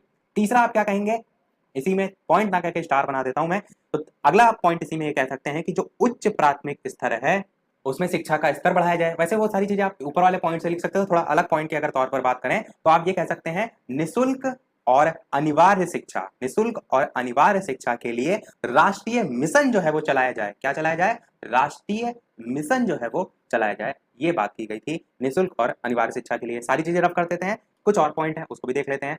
जैसे कि नेक्स्ट पॉइंट के तौर पर आप कह सकते हैं कि शिक्षा जो है उस पर जो व्यय है वो जो राष्ट्रीय आय है उसके 6% से अधिक होने को सुनिश्चित जो है वो किया गया। इसको मेन करने का रीजन क्या था? रीजन मेन ये था कि जो शिक्षा है उस पर जब ज्यादा पैसा खर्च होगा तो उसका स्तर बढ़ेगा। जैसे कि आप वर्तमान की राष्ट्रीय शिक्षा नीति को देख लीजिए, 2020 की राष्ट्रीय शिक्षा नीति को देख लीजिए, उसमें भी यही चीज की गई है। अच्छा, ये भी होता है जो ये परसेंटेज रखा जाता है एक्चुअल में ये एक लक्ष्य के तौर पर रखा जाता है, उतना पूरा नहीं होता है। अगर पूरा हो जाए तो शिक्षा पता नहीं कहां से कहां पहुंच जाए। ये तो चीजें आपको पता होनी चाहिए, रटी होनी चाहिए। तो 6% जो है इसमें लक्ष्य रखा गया था, या कह सकते हैं उससे अधिक होने को सुनिश्चित किया गया था। और लास्ट पॉइंट के तौर पर आप इसमें ये भी कह सकते हैं कि कुछ जो संकल्प थे उनको और अधिक व्यापक किया गया था। जैसे आप क्या करते हैं, पहले कोई कार्य करते हैं थोड़ा सा छोटे लेवल पर करते हैं, कि जैसे यही है अगर 6% है तो पहले हम क्या करते हैं 4 से 5% रखते हैं। जब कुछ साल बीत जाते हैं तब हम कोशिश करते हैं कि उसे 6% बढ़ा दें। वही चीज है कि कुछ और जो संकल्प थे उनको और अधिक व्यापक किया गया और कुछ को दृढ़ किया गया। दृढ़ मतलब कि पहले उस पर इतना वर्क नहीं हो रहा था, रखा तो गया पर वर्क नहीं हो रहा था। दृढ़ करने पर है मतलब मजबूती से उसे और ज्यादा जो है वो पालन किया जाए। ये सारी चीजें इसमें थी। अब हम क्या करते हैं, प्रीवियस ईयर में जो जो क्वेश्चन आ चुके हैं वो मैं एक बार करके लाइन से बता देता हूं, जो अभी तक हमने सारी चीजें पढ़ी उनसे रिलेटेड। कोठारी आयोग से आपका सबसे पहले प्रश्न क्या पूछा गया था कि इसके अनुसार पंचमुखी कार्यक्रम जो है वो क्या है। और ये प्रश्न आपका अभी तक 2 बार पूछा जा चुका है। एक तो आपका 2019 के प्रथम बार के पेपर में और दूसरा 2015 में पूछा गया। तो पंचमुखी कार्यक्रम मैंने आपको अच्छे से बता दिया। दूसरा प्रश्न आपका ये आया था प्राथमिक शिक्षा के संबंध में। क्या आया था कि प्राथमिक शिक्षा के विकास के लिए सार्वभौमिकरण हेतु जो हंटर कमीशन था, जो हंटर कमीशन था उसकी सिफारिशें जो है वो लिखिए। तो हंटर कमीशन मैंने आपको बताया कि 1882 में आया था, प्राथमिक शिक्षा पर प्रथम आयोग था। प्रमुख विशेषता भी सारी चीजें बताई, कमी भी बताई, माध्यमिक शिक्षा के क्षेत्र में भी बताया, सारी चीजें मैंने बताई। तो वही प्रश्न आपका 2016 में जो है वो आया था। प्राथमिक शिक्षा के संदर्भ में आपको लिखना है इसमें कि शिक्षा का अधिक से अधिक प्रचार प्रसार हो और उच्च शिक्षण संस्थाओं में प्रवेश दिलाने के लिए भी छात्रों को तैयार करना, केवल ऐसा ना हो वही उद्देश्य रह जाए। प्राथमिक स्तर जो है उसको भी, या प्राथमिक शिक्षा उसको भी लेकर चलते रहें। उसके साथ साथ जो जनजाति हैं, पिछड़ी जाति हैं, उनकी भी प्राथमिक शिक्षा का भार पूरी तरीके से अपने ऊपर ले लेना चाहिए। मतलब प्राथमिक शिक्षा पर ही मुख्यतः जोर दिया गया था, पर अलग अलग लेवल पर जनसाधारण की भी प्राथमिक शिक्षा का प्रबंध हो, प्रसार हो, सुधार हो। तो ये सारी चीजें आप इसमें लिखेंगे। अब बात करते हैं कल की क्लास में जो मैंने पढ़ाया था वुड का घोषणा पत्र, उससे रिलेटेड क्या क्वेश्चन आया था। तो वुड से पूछा गया था कि वुड की घोषणा पत्र के दोष बताइए। तो दोष आप क्या लिखेंगे, मैंने बताया था कि भारतीय लोग इस उद्देश्य से शिक्षा लेने के लिए ब्रिटिश शासन को मजबूत बनाने में सरकार को सहयोग दे सकें, इसलिए शिक्षा ग्रहण करना चाहते थे। और शिक्षा का जो व्यापक उद्देश्य था वो तो नष्ट ही हो गया था, लोग केवल नौकरी पाने के लिए शिक्षा ग्रहण करने लगे थे। ये आपका 2015 में जो है वो क्वेश्चन पूछा गया था। देखिए प्रीवियस ईयर में आपको सब सॉल्व करा चुका हूँ, one liner, MCQ, DElEd second semester की फास्ट रिवीजन तक मैं करा चुका हूं। और लास्ट क्वेश्चन की भी बात कर लेते हैं, जो कि आपका लॉर्ड कर्जन हमने अभी पढ़ा था, उसके संबंध में क्या पूछा गया था। तो लॉर्ड कर्जन के संबंध में पूछा गया था कि इनका योगदान भारतीय शिक्षा में बताइए। तो आप क्या क्या लिख सकते हैं, विश्वविद्यालय का पुनर्संगठन और उच्च शिक्षा को और ज्यादा ऊंचा उठाना, उसका स्तर ऊंचा उठाना, उसके संबंध में इन्होंने कार्य किया था। माध्यमिक शिक्षा के क्षेत्र में भी गुणात्मक वृद्धि हुई थी। और जो सारे पॉइंट मैंने बताया उसको के अंतर्गत आप हेडिंग के लिख सकते हैं। और प्राथमिक शिक्षा के क्षेत्र में भी इन्होंने अलग अलग लेवल पर प्रशिक्षण, अध्यापकों को प्रशिक्षण प्रदान किया जाए, अध्यापकों को कृषि आधारित शिक्षा प्रदान की जाए, पाठ्यक्रम में पढ़ने लिखने के अलावा कृषि को भी शिक्षा दी जाए। कृषि पर थोड़ा सा इन्होंने ज्यादा जोर दिया था प्राथमिक स्तर पर अगर बात करें। और जो मातृभाषा है उसको भी इन्होंने जोर देते हुए कहा था कि उसको माध्यम बनाकर भारतीय भाषाओं का विकास किया जाए, वो भी इन्होंने जो है वो कहा था। तो ये सब पॉइंट इसमें जो है वो हो जाएंगे। तो ये चीजें तो बहुत डिटेल में है, पर मैं यहाँ पर क्या कर रहा हूँ, एक रिवीजन के तौर पर सारी चीजें आपको करा रहा हूँ। तो हम इसी टॉपिक को स्टार्ट करते हैं, ऑपरेशन ब्लैक बोर्ड। तो सबसे पहले बात करते हैं आंसर की कि क्या होगा। तो आप कहेंगे ऑपरेशन ब्लैक बोर्ड आपका 1987 में जो है वो आया था। अब देखिए इसको रटने की आवश्यकता नहीं है, मैंने अभी तक पढ़ाया आपको राष्ट्रीय शिक्षा नीति कब आई थी। तो आपको मैंने बताया 1986 में आई थी। मैंने उसमें ये भी बताया था कि जो ऑपरेशन ब्लैक बोर्ड है इसको लाने की संकल्पना इसी राष्ट्रीय शिक्षा नीति में ली गई थी। अब 1986 में जब संकल्पना ली गई उसी के जस्ट 1 साल बाद उसे ले भी आया गया। आप कोई प्लान बनाते हैं, अब उसको समय कितना लगता है पूरा करने में वो आप पर डिपेंड है। इसमें 1986 में रखा गया, 1987 में लाया गया। अब ऑपरेशन ब्लैक बोर्ड का सन तो आपको पता चल गया 1987। इसमें ऐसा क्या खास था जो औरों से इसे अलग बनाता है। तो आप कहेंगे प्राथमिक जो विद्यालय थे, कौन से प्राथमिक विद्यालय, इसमें आपकी जो पाठ्य सामग्री है, प्राथमिक विद्यालय में पाठ्य सामग्री, पाठ्य और सामग्री मैं इस प्रकार से शॉर्ट में लिख रहा हूँ, पाठ्य सामग्री और साथ ही साथ जो शिक्षण सामग्री है इसको जो है वो उपलब्ध कराना इसमें यानी ऑपरेशन ब्लैक बोर्ड में सुनिश्चित किया गया। 1986 हम यहाँ से रब कर देते हैं क्योंकि हम पढ़ रहे हैं यहाँ पर ऑपरेशन ब्लैक बोर्ड। इसके साथ साथ ये मैंने आपको बता दिया 1986 में से लाने की संकल्पना ली गई थी, तो उसे भी आप इसी में पॉइंट के तौर पर जो है लिख सकते हैं। और 1992 में आपकी आई थी संशोधित राष्ट्रीय शिक्षा नीति, इसको भी मैंने आपको पढ़ाया था। तो आपको मैंने बताया था कि हर 5 साल बाद जो भी आपकी शिक्षा नीति आई उसमें समीक्षा होती है, तो 1987 के बाद 1992 में समीक्षा हुई। इसी 1992 में ऑपरेशन ब्लैक बोर्ड से रिलेटेड भी कुछ वर्क हुए। उसमें क्या वर्क हुए, वो ये हुए कि जो उच्च प्राथमिक आपका स्तर है, जैसे अभी तक तो प्राथमिक विद्यालय की बात की गई थी, अब 1992 में जब आपका संशोधित राष्ट्रीय शिक्षा नीति आई तब आप कहेंगे कि उच्च प्राथमिक स्तर तक जो है, उच्च प्राथमिक स्तर यहाँ तक जो है आपका जो क्षेत्र है ऑपरेशन ब्लैक बोर्ड का उसे और ज्यादा विस्तारित यानी कि और बढ़ाया जाए। अभी तक प्राथमिक विद्यालय में ही सभी पाठ्य सामग्री या शिक्षण सामग्री उपलब्ध कराने को लेकर बात की गई थी, परंतु बाद में उच्च प्राथमिक स्तर तक जोड़ दिया गया। और इसके साथ साथ ये तो आप नॉर्मली लिखेंगे ही लिखेंगे कि ये सारी इसमें मेन चीजें थी, बाकी तो पॉइंट आपको वही सब में रखने हैं। जैसे कि आप कह सकते हैं जो प्राथमिक शिक्षा है उसकी गुणवत्ता जो है उसमें सुधार लाना, या कह सकते हैं जो हिरास और अवरोध की समस्या थी जिसको मैंने बताया था आपको, अपव्यय और अवरोधन की समस्या थी, उसको भी कहीं ना कहीं कम करना। और जो वातावरण एक विद्यालय का होता था पहले वो इतना आकर्षक नहीं होता था कि बच्चे खींचे उसकी ओर, तो उसको भी कहीं ना कहीं रुचिकर बनाना। और पाठ्यक्रम में भी थोड़ा बहुत जो है ऐसी चीजों को शामिल करना जो कि बच्चों को इंटरेस्ट ले। मुख्यतः सारी चीजें सुधार लाने से ही संबंधित थी। अब ये प्रश्न आपका लघु में आएगा तो आप ऐसा थोड़ा नहीं है 2 लाइनें लिख के चले आएंगे, लिखना वो सारी चीजें है, पर इन पॉइंट को अवश्य आपको याद रखना है। अब अगर बात करें यहाँ पर सामग्री से रिलेटेड ऑपरेशन ब्लैक बोर्ड में, तो आप पॉइंट वाइज कह सकते हैं कि जैसे प्राथमिक जो या प्रत्येक जो विद्यालय उसमें कम से कम 2 आपके कमरे बरामदा सहित वाले भवन जो है वो उपलब्ध कराने को लेकर बात की गई थी। फिर जो शिक्षक उपकरण हैं उनको लेकर बात की गई थी। इसी प्रकार कक्षा शिक्षक जो सामग्री है उसको लेकर बात की गई थी। खेल सामग्री और खिलौने उनको लेकर बात की गई थी। जो विज्ञान किट होती है जिससे बच्चे किसी प्रकार का प्रयोग करें सीखें उनको लेकर बात की गई थी।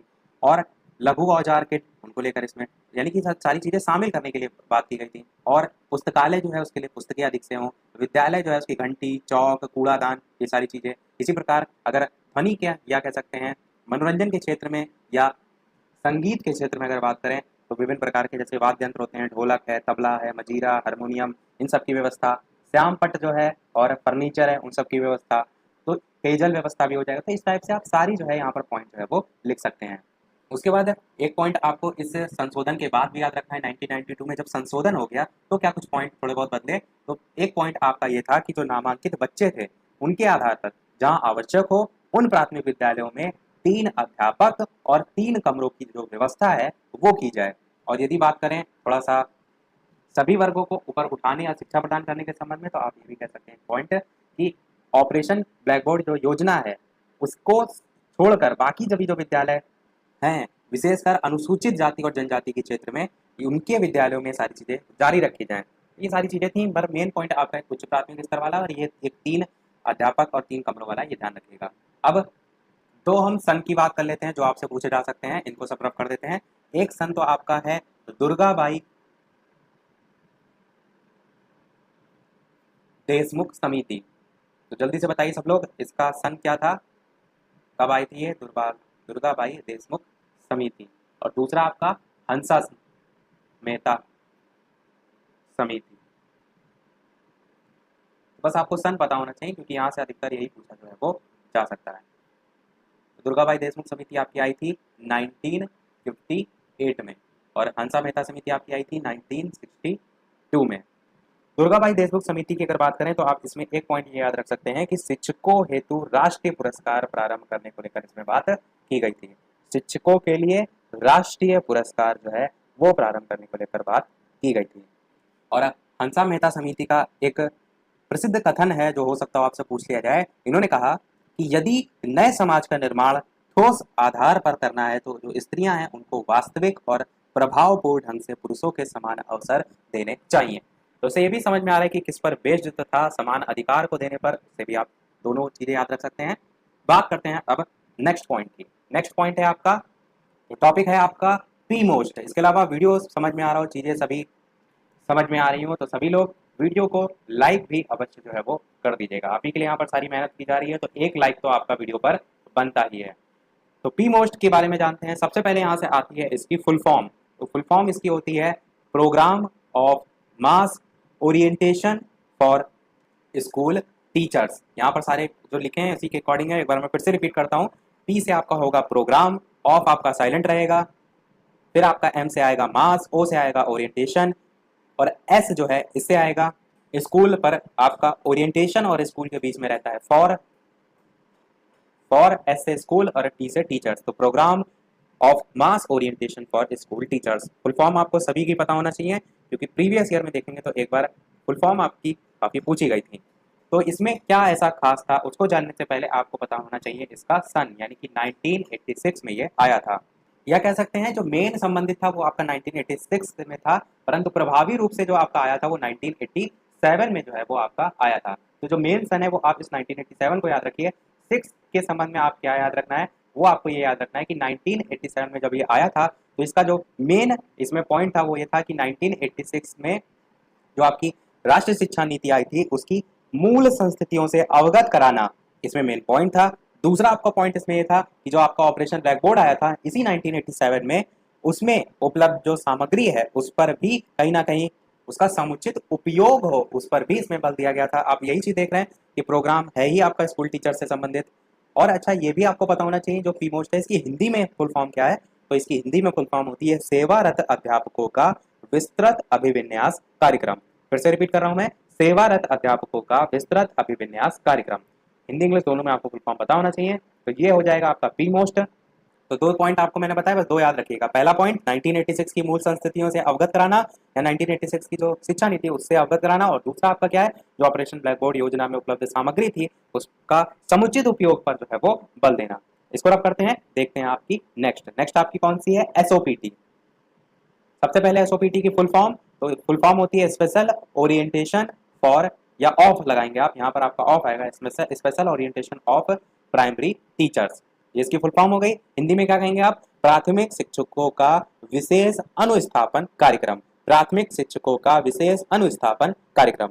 और सन की बात करें तो आप क्या कहेंगे, 1993 से लेकर के 1994, ये आपका सन हो जाएगा। अब एसओपीटी में ऐसा क्या खास था, एसओपीटी में आप कह सकते हैं जो प्राथमिक स्तर के जो अध्यापक हैं उनको प्रशिक्षण देने का कार्य। अब जैसे मैं भी अध्यापक हूं तो क्या मैं आपको जो पढ़ा रहा हूँ ऐसा तो है नहीं मुझे जन्मजात सारी चीजें आती हैं, मुझे भी किसी ने पढ़ाया होगा। तो जो अध्यापक हैं उनको भी तो प्रशिक्षण की आवश्यकता होती है।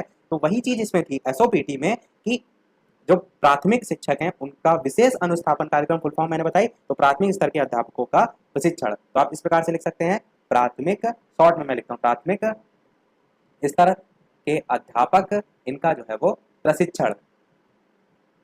और ये चीजें आपको रटने की आवश्यकता नहीं है, क्यों, क्योंकि इसकी फुल फॉर्म में ही वो कह रहा है, कह ही रहा है वो कि special orientation of primary teachers. यहाँ पर देखिए क्या है, पीटी का मतलब प्राइमरी टीचर, मेन आपका प्राइमरी टीचर्स इसकी फुल फॉर्म से ही निकल के आ रहा है, उससे भी आप इसे याद रख सकते हैं। आया 1993 से 4 में था। और इसमें भी पी मोस्ट की तरह ऑपरेशन जो ब्लैक बोर्ड था उसके अंतर्गत जो उपलब्ध सामग्री थी उसके समुचित प्रयोग पर बल देने को लेकर बात की गई थी। ये हो गया आपका एसओपीटी, इसको भी रफ करते हैं। नेक्स्ट देखते हैं आपका डीपीपी। डीपीईपी, सबसे पहले डीपीईपी की फुल फॉर्म, ये पूछा बहुत जाता है, इंपॉर्टेंट मैं इसलिए यहाँ पर लिख भी देता हूँ। डीपीपी की full form district primary education program. District primary education program इसकी फुल फॉर्म होती है। आया कब था, तो 1994 में जो है वो आया था। मैं थोड़ा थोड़ा लगभग 25 मिनट से लेकर के 30 मिनट तक के एक वीडियो में, एक पार्ट में देख रहा हूँ, ताकि आप क्या करें, डेली का डेली उतना याद कर लें। देखिए सन इतनी आसानी से नहीं याद होते हैं, बार बार आप कान में लीड लगा लीजिए, घूमते टहलते बार बार सुनिए, आपको याद हो जाएगा।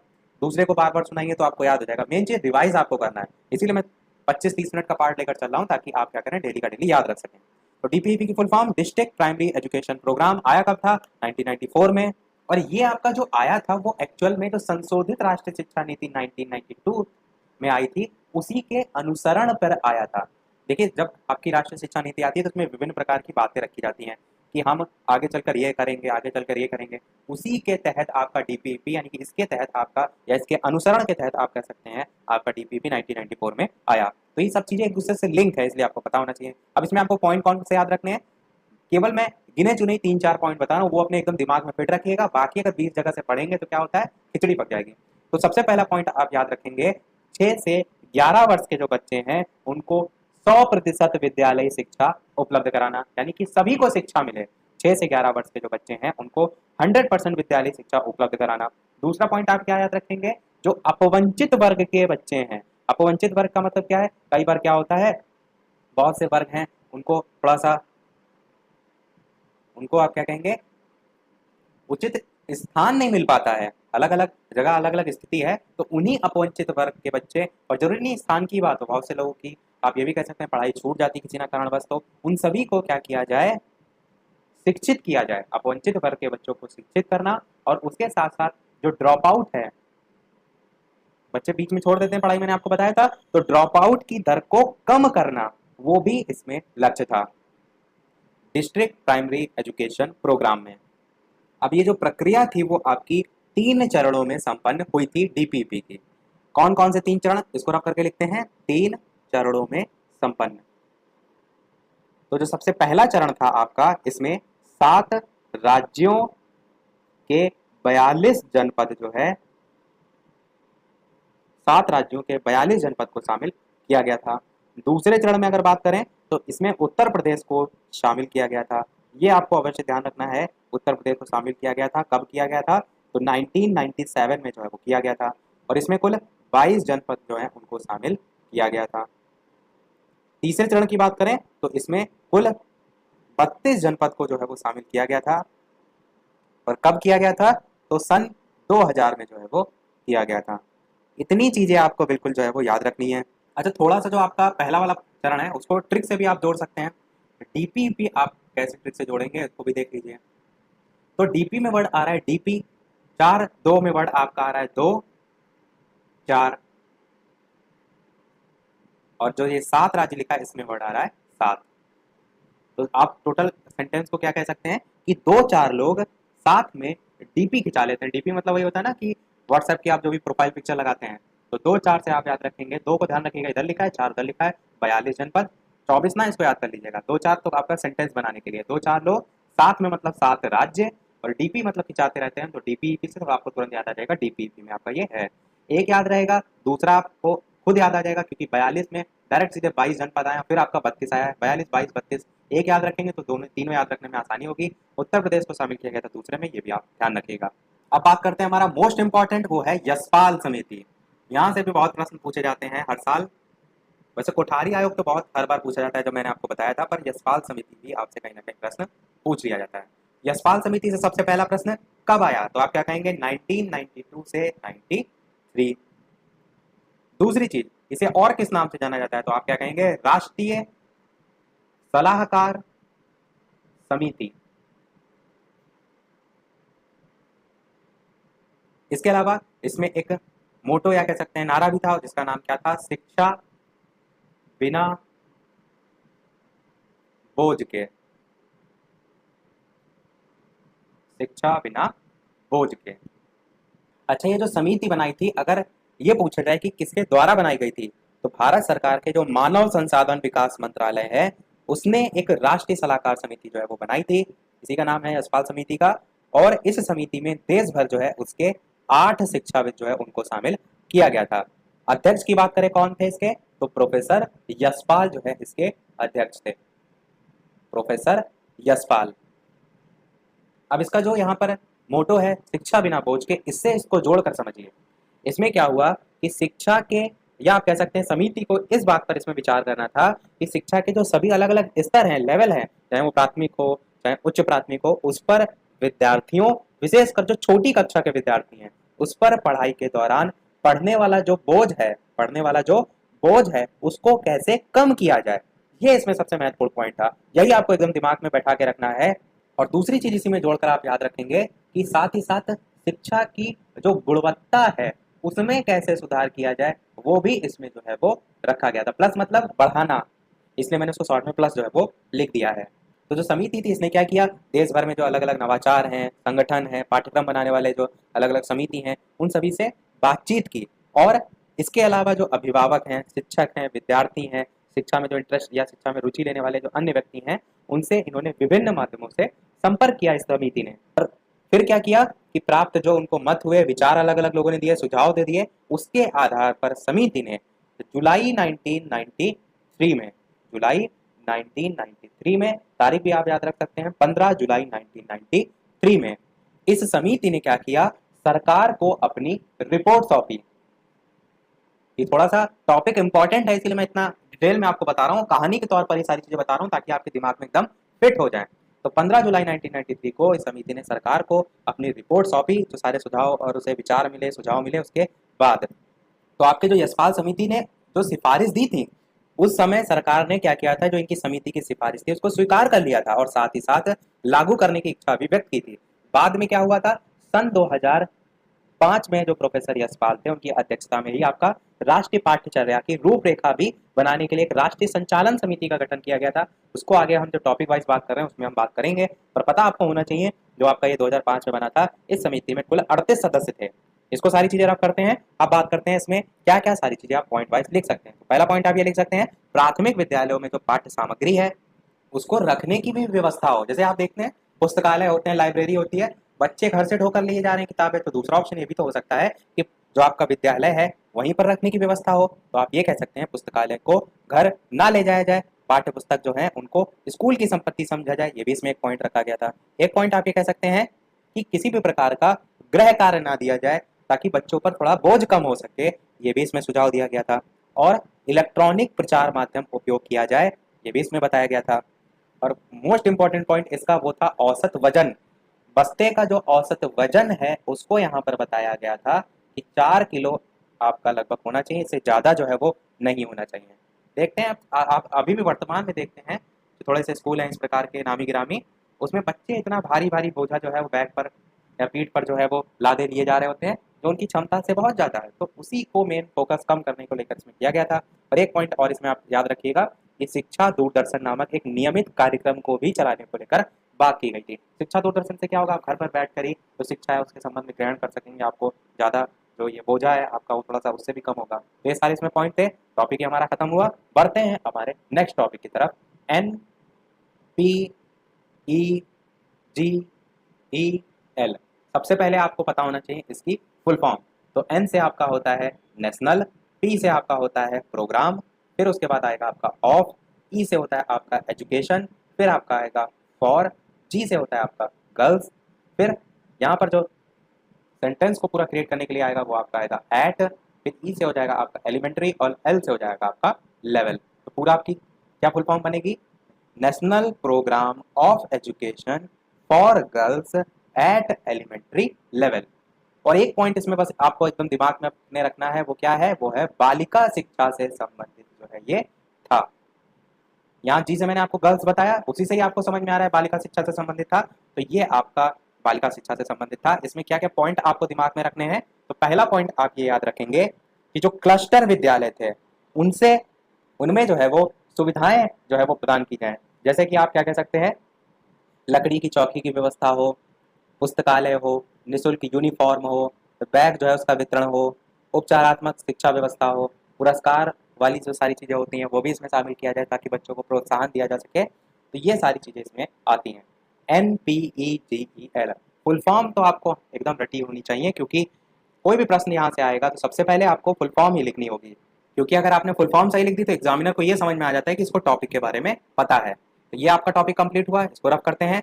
बात करते हैं अपने अगले और लास्ट टॉपिक की तरफ, उसके बाद की जो चीजें हैं वो नेक्स्ट वाले पार्ट में देखेंगे। बेसिक शिक्षा परियोजना, इसको हम देखेंगे और एक प्रश्न लास्ट में हम आपसे भी पूछेंगे, जैसे कि सभी वीडियो में हम आपसे एक ना एक प्रश्न पूछते हैं। सभी लोग सबसे पहले इसका सन बताइए, और वीडियो को अभी तक आपने लाइक ना किया हो तो इतनी अच्छी अच्छी इंफॉर्मेशन मैं आपको प्रोवाइड करा रहा हूँ, इतने बेहतर तरीके से सारी चीज़ें आपको यहाँ पर समझा रहा हूँ। हो सकता था मैं भी यहाँ पर जो चीज़ें आपकी किताबों में लिखी है वो यहाँ पर लेकर चला था, आपको टिक टिक करके पढ़ा देता, उससे क्या आपको समझ में आता। मेन चीज़ क्या है, आपके दिमाग में चीज़ें होनी चाहिए, आप उसको अपने अनुसार लिख सके, वो ज़्यादा इंपॉर्टेंट है। इतनी सारी अगर आपके लिए मेहनत की जा रही तो वीडियो पर एक लाइक तो आपका बनता ही है। सभी लोग वीडियो को लाइक अवश्य कर दीजिएगा, और डीएलएड सेकंड सेमेस्टर के जो भी छात्र हैं उनके साथ वीडियो को शेयर अवश्य कर दीजिएगा ताकि अधिक से अधिक लोग जो है वो जुड़े बेसिक शिक्षा परियोजना की सबसे पहले कब आया था, तो आप कहेंगे 5 अक्टूबर 1993 में प्रभावी रूप से जो है वो लागू हुआ था, प्रभावी रूप से लागू। एक्चुअल में क्या है, इसका सन कुछ अलग अलग जगह आपको अलग अलग देखने को मिलता है, तो जो आपकी SCERT में दे रखा है उसको हम यहाँ पर देख रहे हैं 5 अक्टूबर 1993। इसमें क्या पॉइंट खास था, तो सबसे पहला पॉइंट आपको इसमें ये याद रखना है कि 300 जो है उसकी आबादी, उसके साथ साथ 1.5 किलोमीटर की दूरी पर विद्यालय जो है वो होना चाहिए, उसको लेकर इसमें जो है वो बात कही गई थी। 300 की आबादी या कह सकते हैं 1.5 किलोमीटर की दूरी पर विद्यालय। अब तथा के तौर पर इसमें दोनों में से कोई भी चीज आप कह सकते हैं, इस प्रकार से स्लैश लगा सकते हैं। लक्ष्य की बात करें, आपको पता होना चाहिए इसमें लक्ष्य क्या था, तो 2000 जो आपका सन है, सन 2000 जो है 1993 से आपका वही लगभग 7 साल बाद, तो सन 2000 तक न्यूनतम अधिगम स्तर जो है इसको बढ़ाना, एरो ऊपर की ओर मैंने बता दिया, मतलब बढ़ाना, या कह सकते हैं जो छात्र हैं उनमें दक्षताएं जो है वो विकसित करना। अब देखिए, न्यूनतम अधिगम स्तर मैंने आपको पहले बताया था कि कोई भी बच्चा है उसको मिनिमम उतनी सारी चीजें आनी चाहिए जो कि अगली क्लास में उसे जाने के लिए जो है वो एलिजिबल बनाती हैं। जैसे मैंने 33% का एग्जाम्पल लेके आपको बताया था, तो उसी न्यूनतम अधिगम स्तर को सन 2000 तक और बढ़ाने के लेकर लक्ष्य जो है इसमें रखे गए थे, और दूसरा लक्ष्य रखा गया था दक्षताएं जो है वो विकसित करने का। इसके साथ साथ बेसिक शिक्षा परियोजना के अगर आपसे अंग पूछे जाए तो आपके क्या हो जाएंगे, संस्थागत क्षमता में वृद्धि करना, दूसरा क्या हो जाएगा, गुणवत्ता में सुधार करना, तीसरा क्या हो जाएगा, बेसिक शिक्षा तक पहुंच जो है उसको बढ़ाना।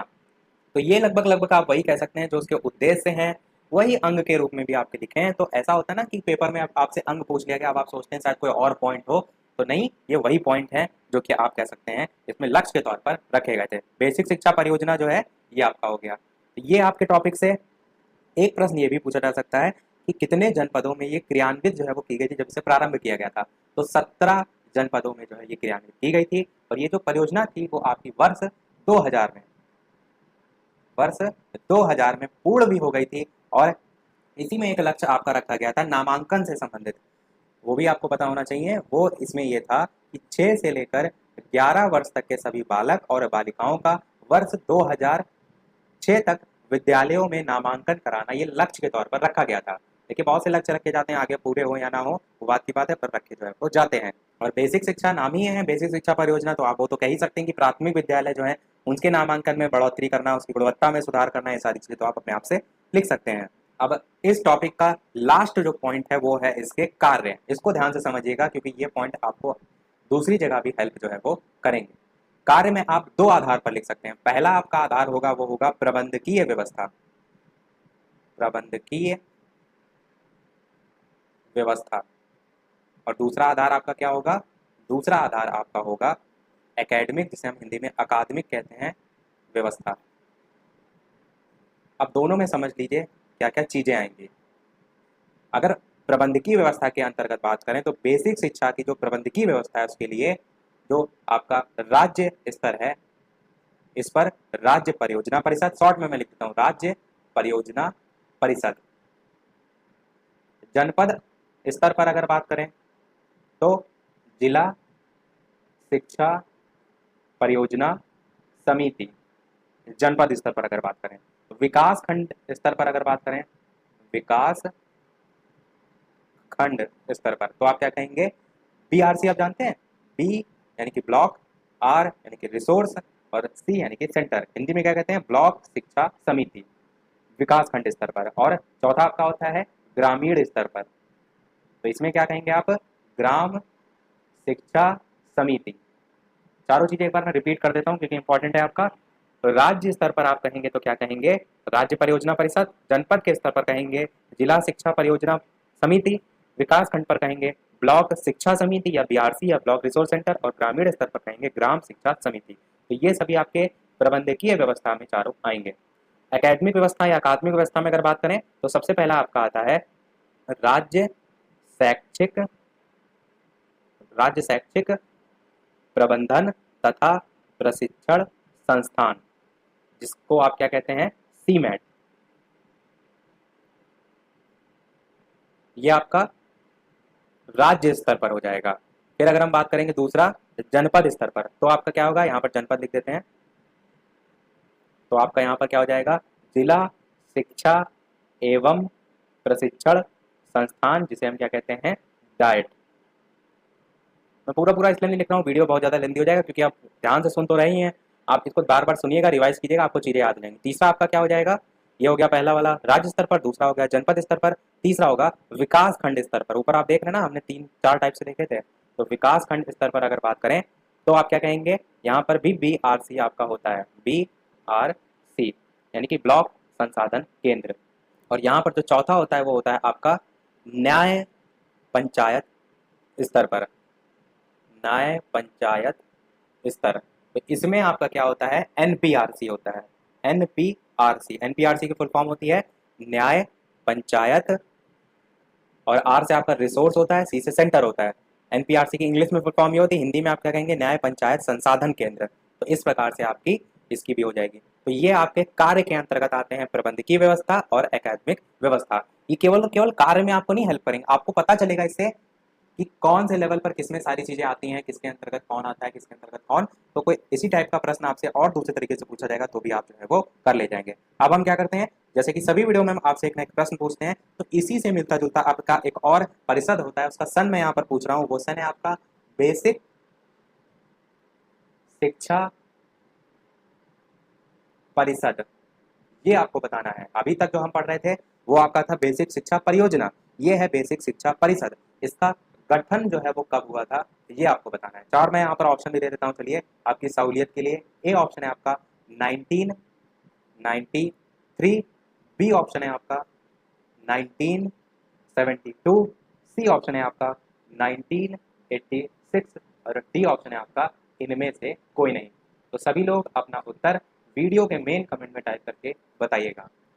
और इससे पहले कि अगर वीडियो आपको देख, सभी पिछले वीडियो आपको वीडियो के डिस्क्रिप्शन में, टेलीग्राम पे, प्लेलिस्ट में, सभी जगह मिल जाएंगे। फिर भी यदि ना मिले तो फेसबुक पर बालाजी स्टडी अड्डा सर्च करके आप वहाँ पर मैसेज मुझे कर सकते हैं, या इसी वीडियो के कमेंट में भी आप टाइप करके सभी वीडियो की प्लेलिस्ट जो है वो मांग सकते हैं, मैं लिंक एक साथ जो है वो प्रोवाइड करा दूंगा। तो आज के में इतना ही। इसके ना ही वीडियो पसंद आया हो तो लाइक अवश्य कीजिएगा, चैनल पर नए हो तो सब्सक्राइब जरूर कीजिएगा। चलिए मिलते हैं अगले वीडियो में नए टॉपिक के साथ। नमस्कार, थैंक फॉर वॉचिंग।